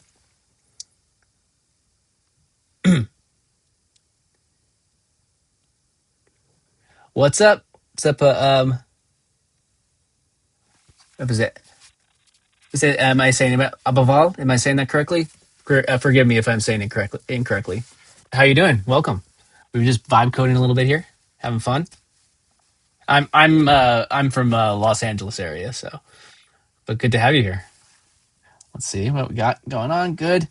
All errors are pre-existing in Node module, not in my code. Let me copy and refresh audio and render. All 7 screenshots confirmed. Now re-rendering the full video.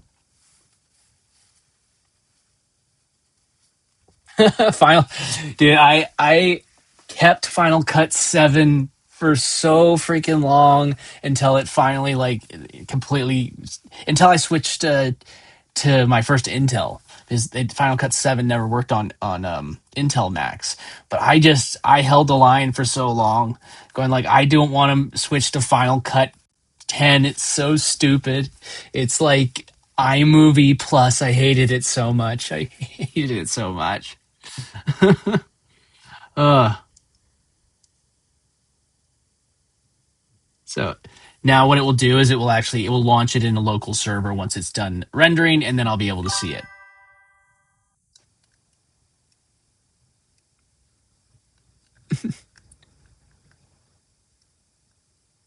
Do I use Claude Voice? You mean just like chatting with it? I do, but not all the not while I'm live streaming. Like I'm usually talking, but what I've been using more so like I could even just I could click this right here and I didn't set that correctly. But I could actually just do text to speech right here, or I could launch. I like Whisper Flow, and I have that installed, so I could always just turn that on, and I find that I like it better. But one thing that I wish that the desktop app would do is it has a good. It will read you the audio very easily in the mobile app, but on the desktop app it doesn't do it. It's frustrating. I'm sorry. Is it Abahi Nav? Sorry, I'm so sorry. I'm showing my pasty whiteness right now, but you could see pasty whiteness.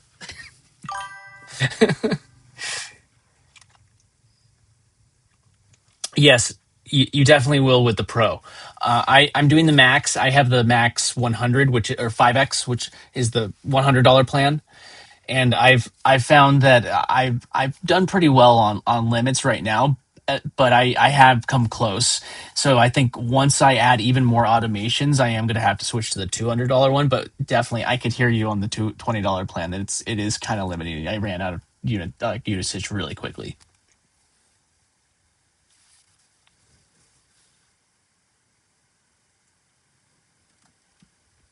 Mm-hmm. Yep. Mobile video, cell phones have done. Oh man, and you could understand this. This has been the best thing and the worst thing because you get all these little kids that come out and they'll just like shoot everything and then they'll be like done. Like when I was in school, I did this. I was doing film. I actually shooting on film, and I had to tell these people. And I graduated years ago, and I would have to tell them like, no, you're shooting on film. Oh, can't we just shoot? No, you get 2 takes. That's it. You get a practice and then you get 2 takes. You're done. If you don't like it, you got to come back to me. I was a producer. you got to come back to me and ask permission before you roll, because every single bit of film that goes through that camera is money. 3 minutes was, I think I was, what did we pay? It was like, it's about $10 a minute in film just to buy the film in 16 millimeter. It was like, and they didn't understand that. And and because they would just shoot and hope that some of the crap that they shot was quality. But it's, some of it was, but you don't shouldn't be looking through the garbage to find. You should be able to point and just design the shot and create what you wanted. So I feel like it's a blessing and a curse. But I feel the same thing with Claude. You're going to get a whole bunch of garbage that comes out, but you're also going to get some of the people that didn't have the opportunity to have a camera that go become a filmmaker. The people that have that never had access to launching their own SaaS, now they have the tool to do it, and all you need is the initiative to go do it. You're still going to have the crap out there, but now you can go and make the good stuff while everybody else just takes the shortcut and creates crap.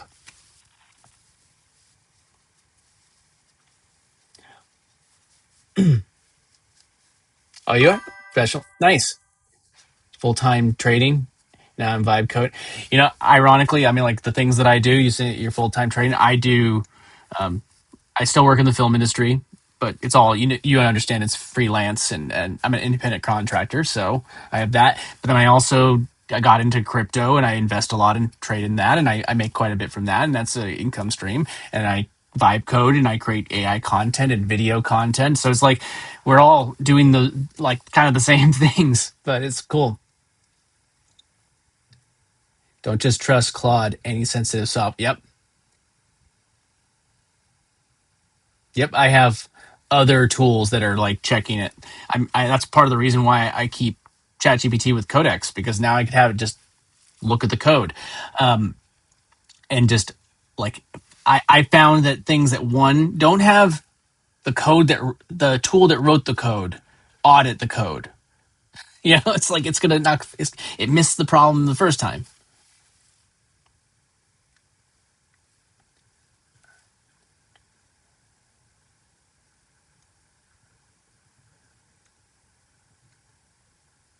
The algo. Yep. It's all just it's good. I love it. Let's see how screenshots. This is still generating. Let me just check and see how this is coming along.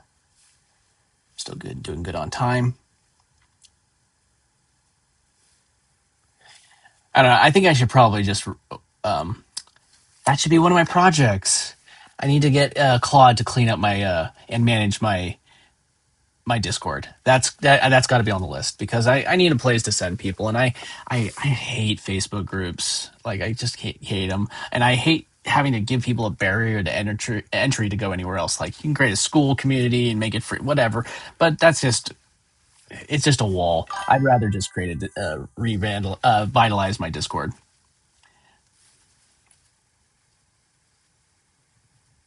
No, that's my point. It's like they catch each other's airs. That's my point. Yeah, I like it. It's good. I like that they you'll catch one's air, and like it's the same thing. If Codex writes something, you could have Claude Code check it. Okay, so it's rendering the full video. I say, can we actually what how much time?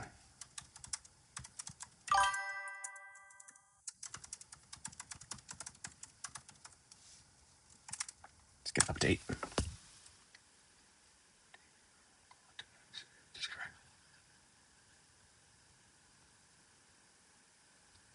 Oh yeah, absolutely. Like I was thinking more along the lines of it, of having it just do it in just clean up my Discord for me. I have so much like legacy crap in there that I just need to get rid of. But I can just have it do it in Chrome. But I could definitely, yeah, if I did something with the API, 100%. I like what you built. Oh, it said, "Is it done?" And I clicked the thing.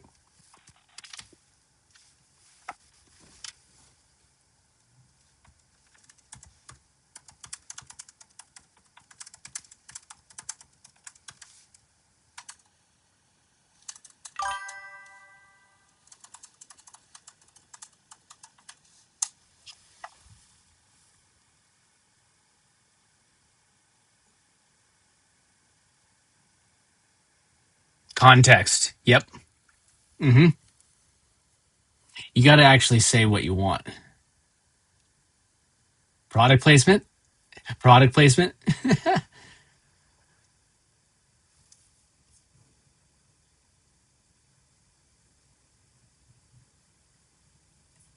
All right, give it a few more minutes.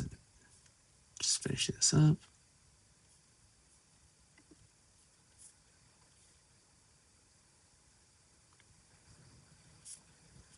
right, just give that to me. 12-minute video. I'm curious how it's going to turn out because I haven't tried it this way before, where I just gave it a URL and it created a video. Like this could I open doors for. I was making automations to make videos today, and this, if I, the logic could be, hey, I have, you know, Heretic, right? So it's a paid tool, right?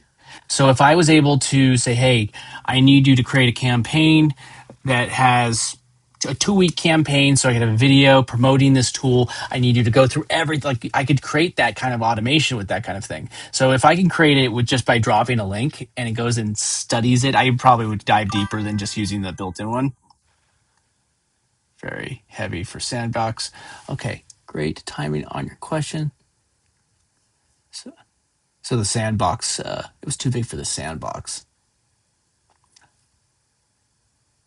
Yeah, I wanted. Oh, it's launching it. Here we are.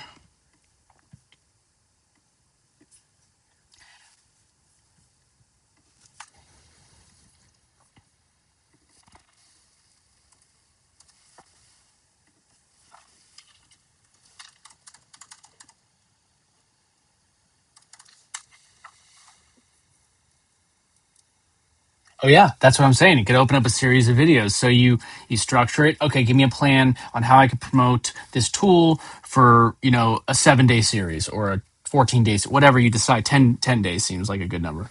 And then you could have it actually educate people about it, and then always have the call to action. Hey, if you want to get started, you go to the link in the description, and then, I mean, of course, assuming you have, in my case, assuming you have an affiliate program, that would be something that I would be able to do, because then I'd be able to promote something and get my commission, because that's where I make a lot of my money, from affiliate commissions. And then of course you could use it to build your email list. So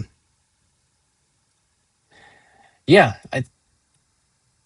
yes, exactly. Some tweaks to the workflow. But I was just making this up as we went. We made this up together as we were just sitting here. Let's see. Well, at least it gave me a preview here. So let's at least look at the preview. No preview. Lies. Open it.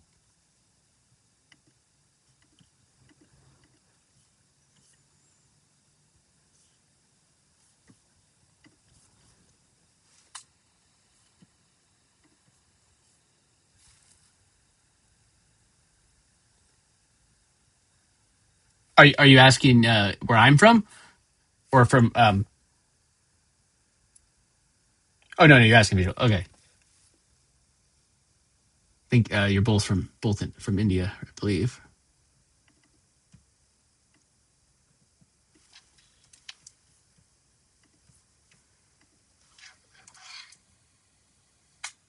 It's not launching it.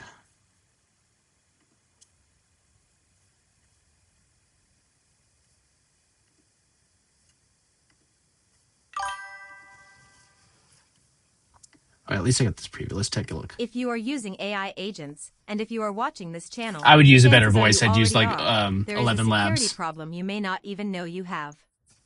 Every time you run Claude Code, I would have more Cursor, changes. Windsurf, or any other AI Right coding off the agent, bat, I could say those that there agents needs need to be API motion keys to do their job. in the They need credentials screenshots. to talk to GitHub, Slack, Notion, your database, your payment processor.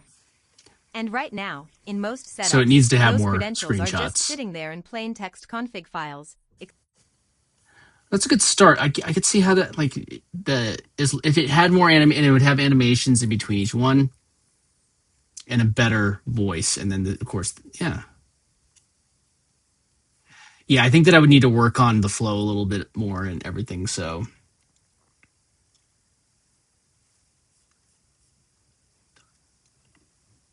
but yeah, it's working out pretty good. I'm pretty happy with what we got here.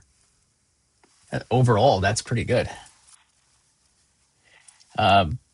Obviously, I need to fine tune If you are stuff. using AI agents, But see, and the if you are watching animations, this you could channel, work more chances are you already animations are. that There are is a security reusable, problem you may not even know you have. more Every screenshots. It's not,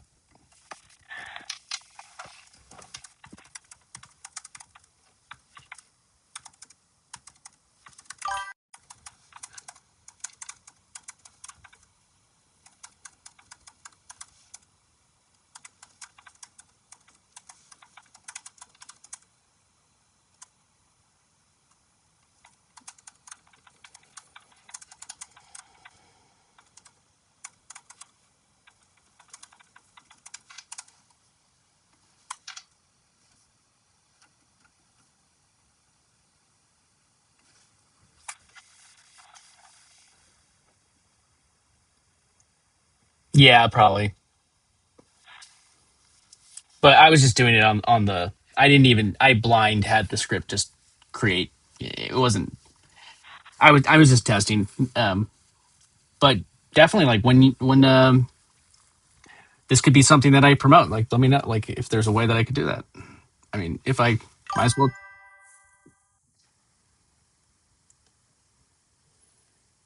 Yeah, I know. Like, I gotta jump back. I was just trying to get the visual style from it, and it's just creating this sample.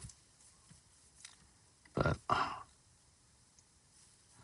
good feedback, more visual density, more motion, more cuts. Let me capture more targeted screenshots from the site, then rebuild the composition from scratch. Okay.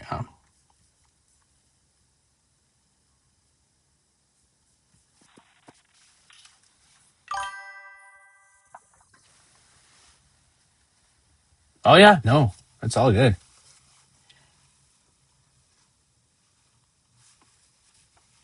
It's all good. I'm.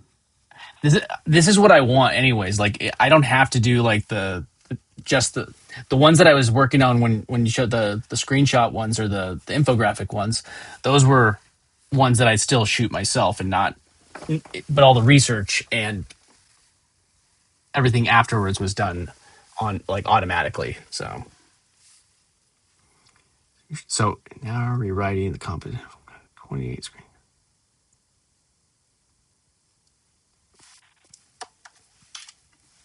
Give me the sample again first.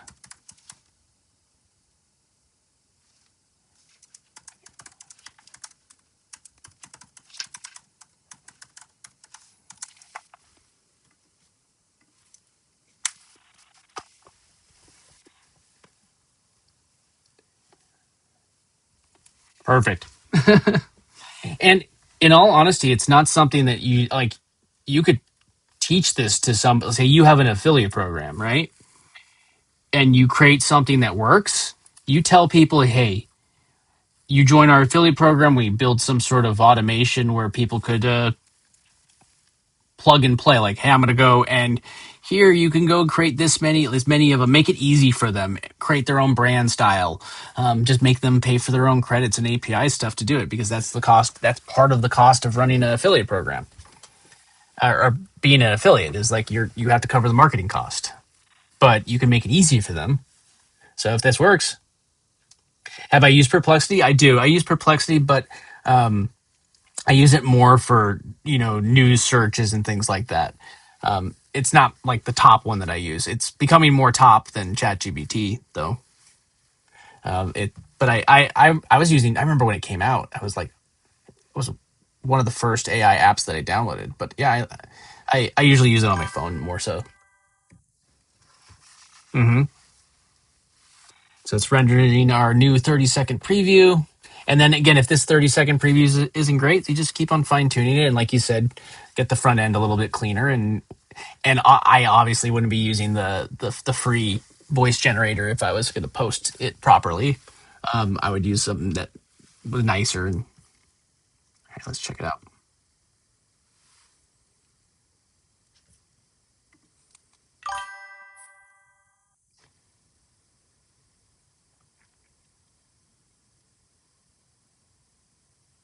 What is that? Is that there? If you are using AI agents, and if you are watching this channel, chances are you already are, there is a security problem you may not even know you have.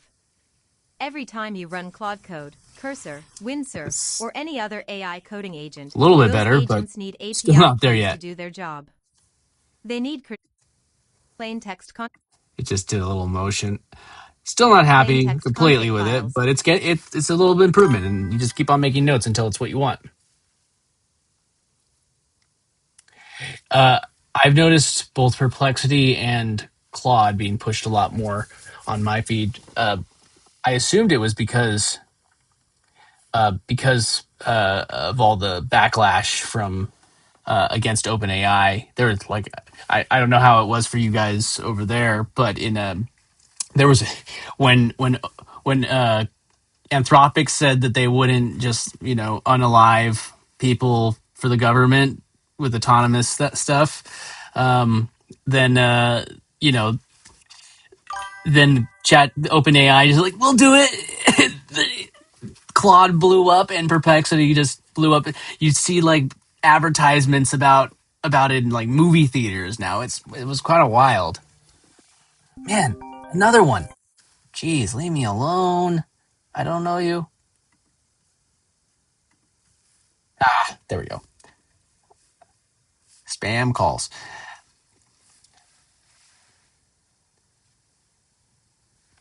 Oh yeah, you could do it in shorts as well, like easily.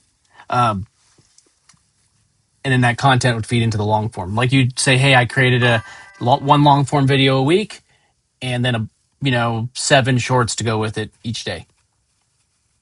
Yeah, that was it. It blew up epically in OpenAI's face, and based off the fact that theirs is quickly becoming the shittiest system out of the.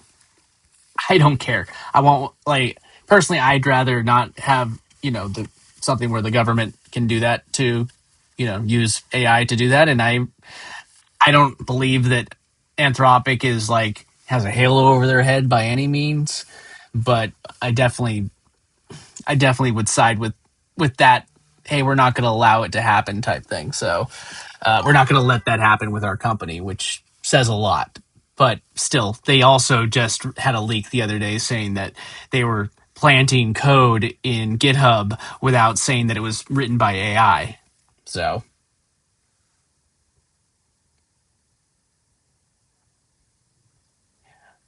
oh, the AI is coming from my bank account. You think that I keep my money in a bank account? That's funny. No. Most of my money is not in a bank account. I most of my income I keep on chain personally, actually, in like crypto stuff. So I don't trust. I have a thing about banks. Let me just put it that way. I have a thing about giving all my money to a business that makes money off of me and then doesn't give me a share and then says that I need to thank them. No,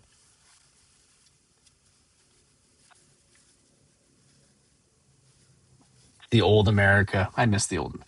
Like, yeah, it's become a thing. But yeah, I really really like Anthropic. Everything they've been putting out has been great, and there's also I've been meaning to go through. Was it Anthropic Claude Academy, which not it's something that Anthropic actually offers, and not because I don't know if I'm going to learn something that I'm not already learning, but I want to. They give you a credential thing, so I don't know if that's going to mean anything in the future as we grow. But it's if it means that you have it and you get some sort of like little emblem. Sometimes that's all that you need, and that gives you. Oh, I'll hire you over you to build me something. Why not? Crypto vaults. Yep.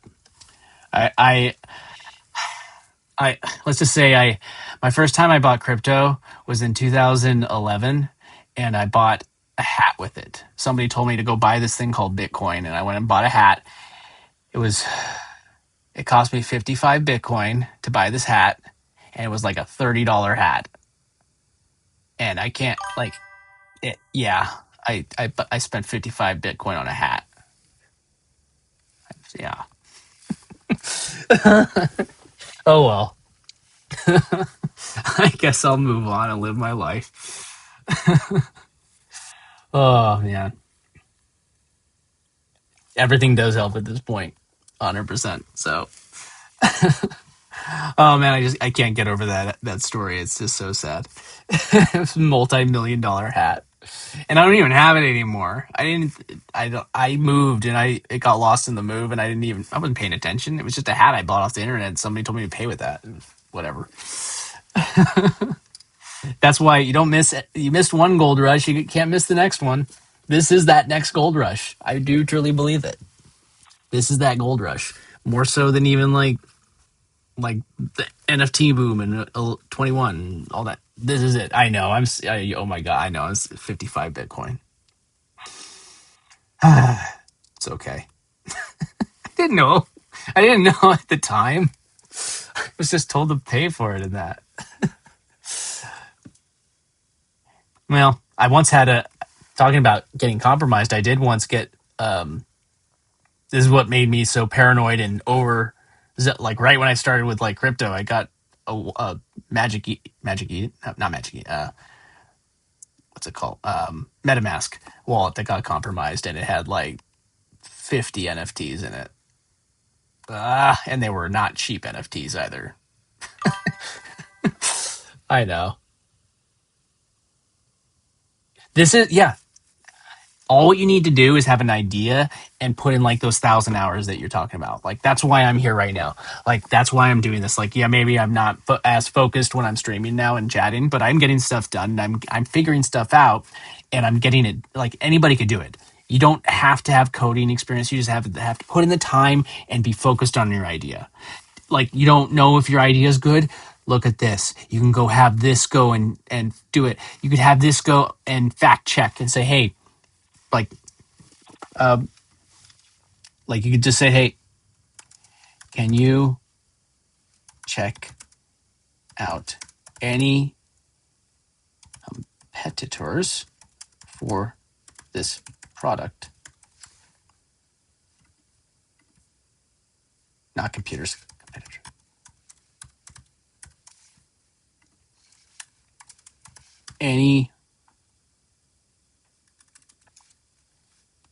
Any features I should look at that I may want to adopt if I was making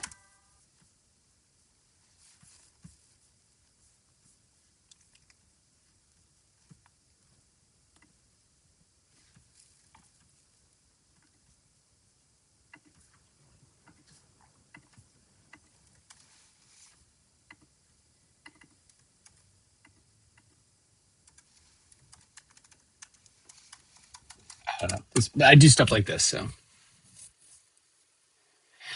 I you never know if there's going to be another chance. That's the thing. This is the opportunity, and you could just like in the same way that I could have ridden the waves for NFTs more in 2021, or I could have, you know, not. I could have started mining Bitcoin in '08 or '09, but like when I bought, like, or not, it wasn't '08. It was what 2000, late 2009 that it first models came out, something like that. It was triggered from the '08. But this is the way that somebody was putting it to me, and I agree with it. It's like the when the multi-touch display first came out, everybody looked at it like, what's this? This is stupid. Why do we need a like, doesn't even have a keyboard? And then you have, now, this is, this is it. This is like, everything has this. Even so much so that Google ended up, when they released their first touchscreen phone like this, they violated Apple's patents just so they can make it to market, knowing they'd be sued. But they didn't care because they had to catch up. But Apple created this thing that changed the world. It's the touchscreen. Now, they did it again with the iPad. Everybody rolled their eyes at people with the iPad. And like, this is so stupid. The iPad, it's just a giant iPhone. Why would anybody want this? Every single tablet in the world now is like based off the iPad. It's like every single one. but they were called stupid at the time. So, but more so the touchscreen, it changed the entire way all of our technology works and how we interact with technology. That moment in history changed everything. Now I feel like this is one of those moments. You can say that for crypto too, but I don't feel like it's going to affects everybody as directly, at least that as far as they're aware of it. But this is that moment.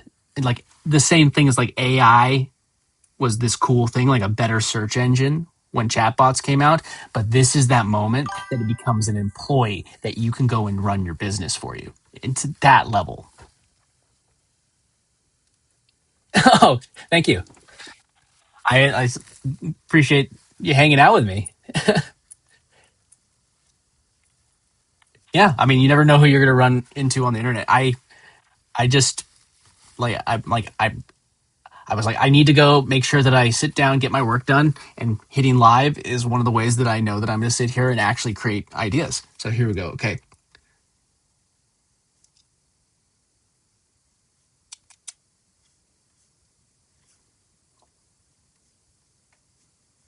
So it said the feature you'd want to build if competing. So see, it even found potential things to look for if you wanted that could be holes in your product that a competitor has offered. Maybe you offer that too, and now when somebody says which one should I do, they pick yours because you have both. I don't know. Yep, yep, I agree about that with the crypto long term. The amount of shit people get to, for using AI for coding from 100%. It is mind blowing to me. But crypto is definitely a long term maturity timeline. I think that with AI, and this is kind of some of the other communities I'm involved in. One of them is building a pretty good AI agent to help like with options and things like that. Futures, betting on the futures, and things like what am I brain for? Betting on the markets and things like that. So, but and the results have been kind of wild, like how good that works. So yes, you can make it, but it like finding any asset that's limited that has a finite supply that people want over time, and over time it's going to, no matter what government is manipulating it and robbing it, it's going to become. The idea is like if you could have gotten the stock market on day one. Okay, we're on year 10, it's or year 15. We're not too far into that stock market, so you could still get a big stranglehold on a piece of it. Yep, all in the roadmap. Perfect. Oh, you see all these things in the roadmap? Perfect. Awesome. Cool. But I do have to bounce, but it was good chatting. I'm gonna work on this video and see if I could fine tune it. And when it's done, I'll send it to you. But we do have each other's emails now, so yeah, let's stay in contact. I appreciate everything. So cool. All right. Thanks again. But I will see you in a little bit. Yeah, I gotta go pick up my niece from school, so gotta be the good fun uncle. But hold on, let me just make sure. Maybe I'll play us out with my draft video again or something. I liked it. I thought it was fun. Wake up, screen glow, same mood, same static on my teeth, if you know what I mean. I wear a smile like a safety pin. Hold it together while it burns within. Name's Dunk, yeah, I'm back online, trying to turn pressure into design. I'm a headline in a tiny room. Laugh track playing. Sounds good. Perfect. Send it over. Like it's a spell, but I can't tell heaven from a well. I think it turned out pretty good. It's fun.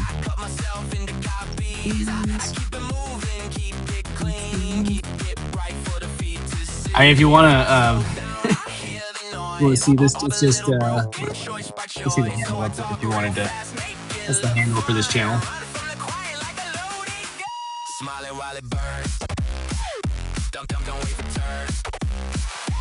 It's that standing tall, black, high, true rap tower. We don't die. That's like engage, daily drip, passive life, beach and flip. Yeah, me too. I love the flowing hair. I wonder why I chose to make it blonde. Blonde.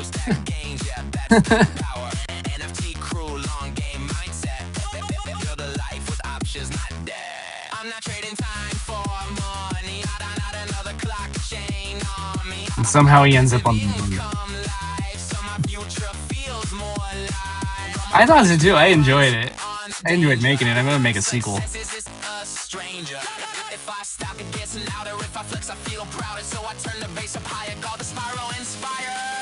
Smiling while it burns. Does one go in for turn? Say that they standing tall. Neck high. Jaw ref tower. We don't die. Taking game. Daily drip. Passive life. DJ flip. This is my ordinary chaos. Bag don't quit. I don't want fame. I want freedom. A day where I can just breathe some and no performance. Yeah, right. When he like looks over his shoulder.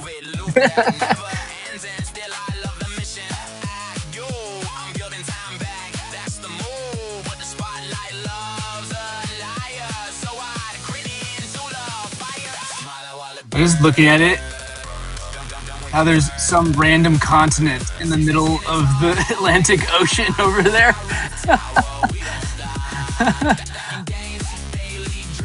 What's with all the ice in the middle of the Atlantic Ocean on Earth? Huh?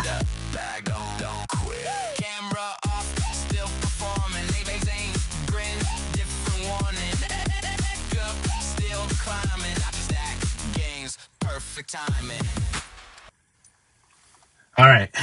Cool. Thanks again for hanging out. Yeah, reach out to me. We got each other's emails. So, all right.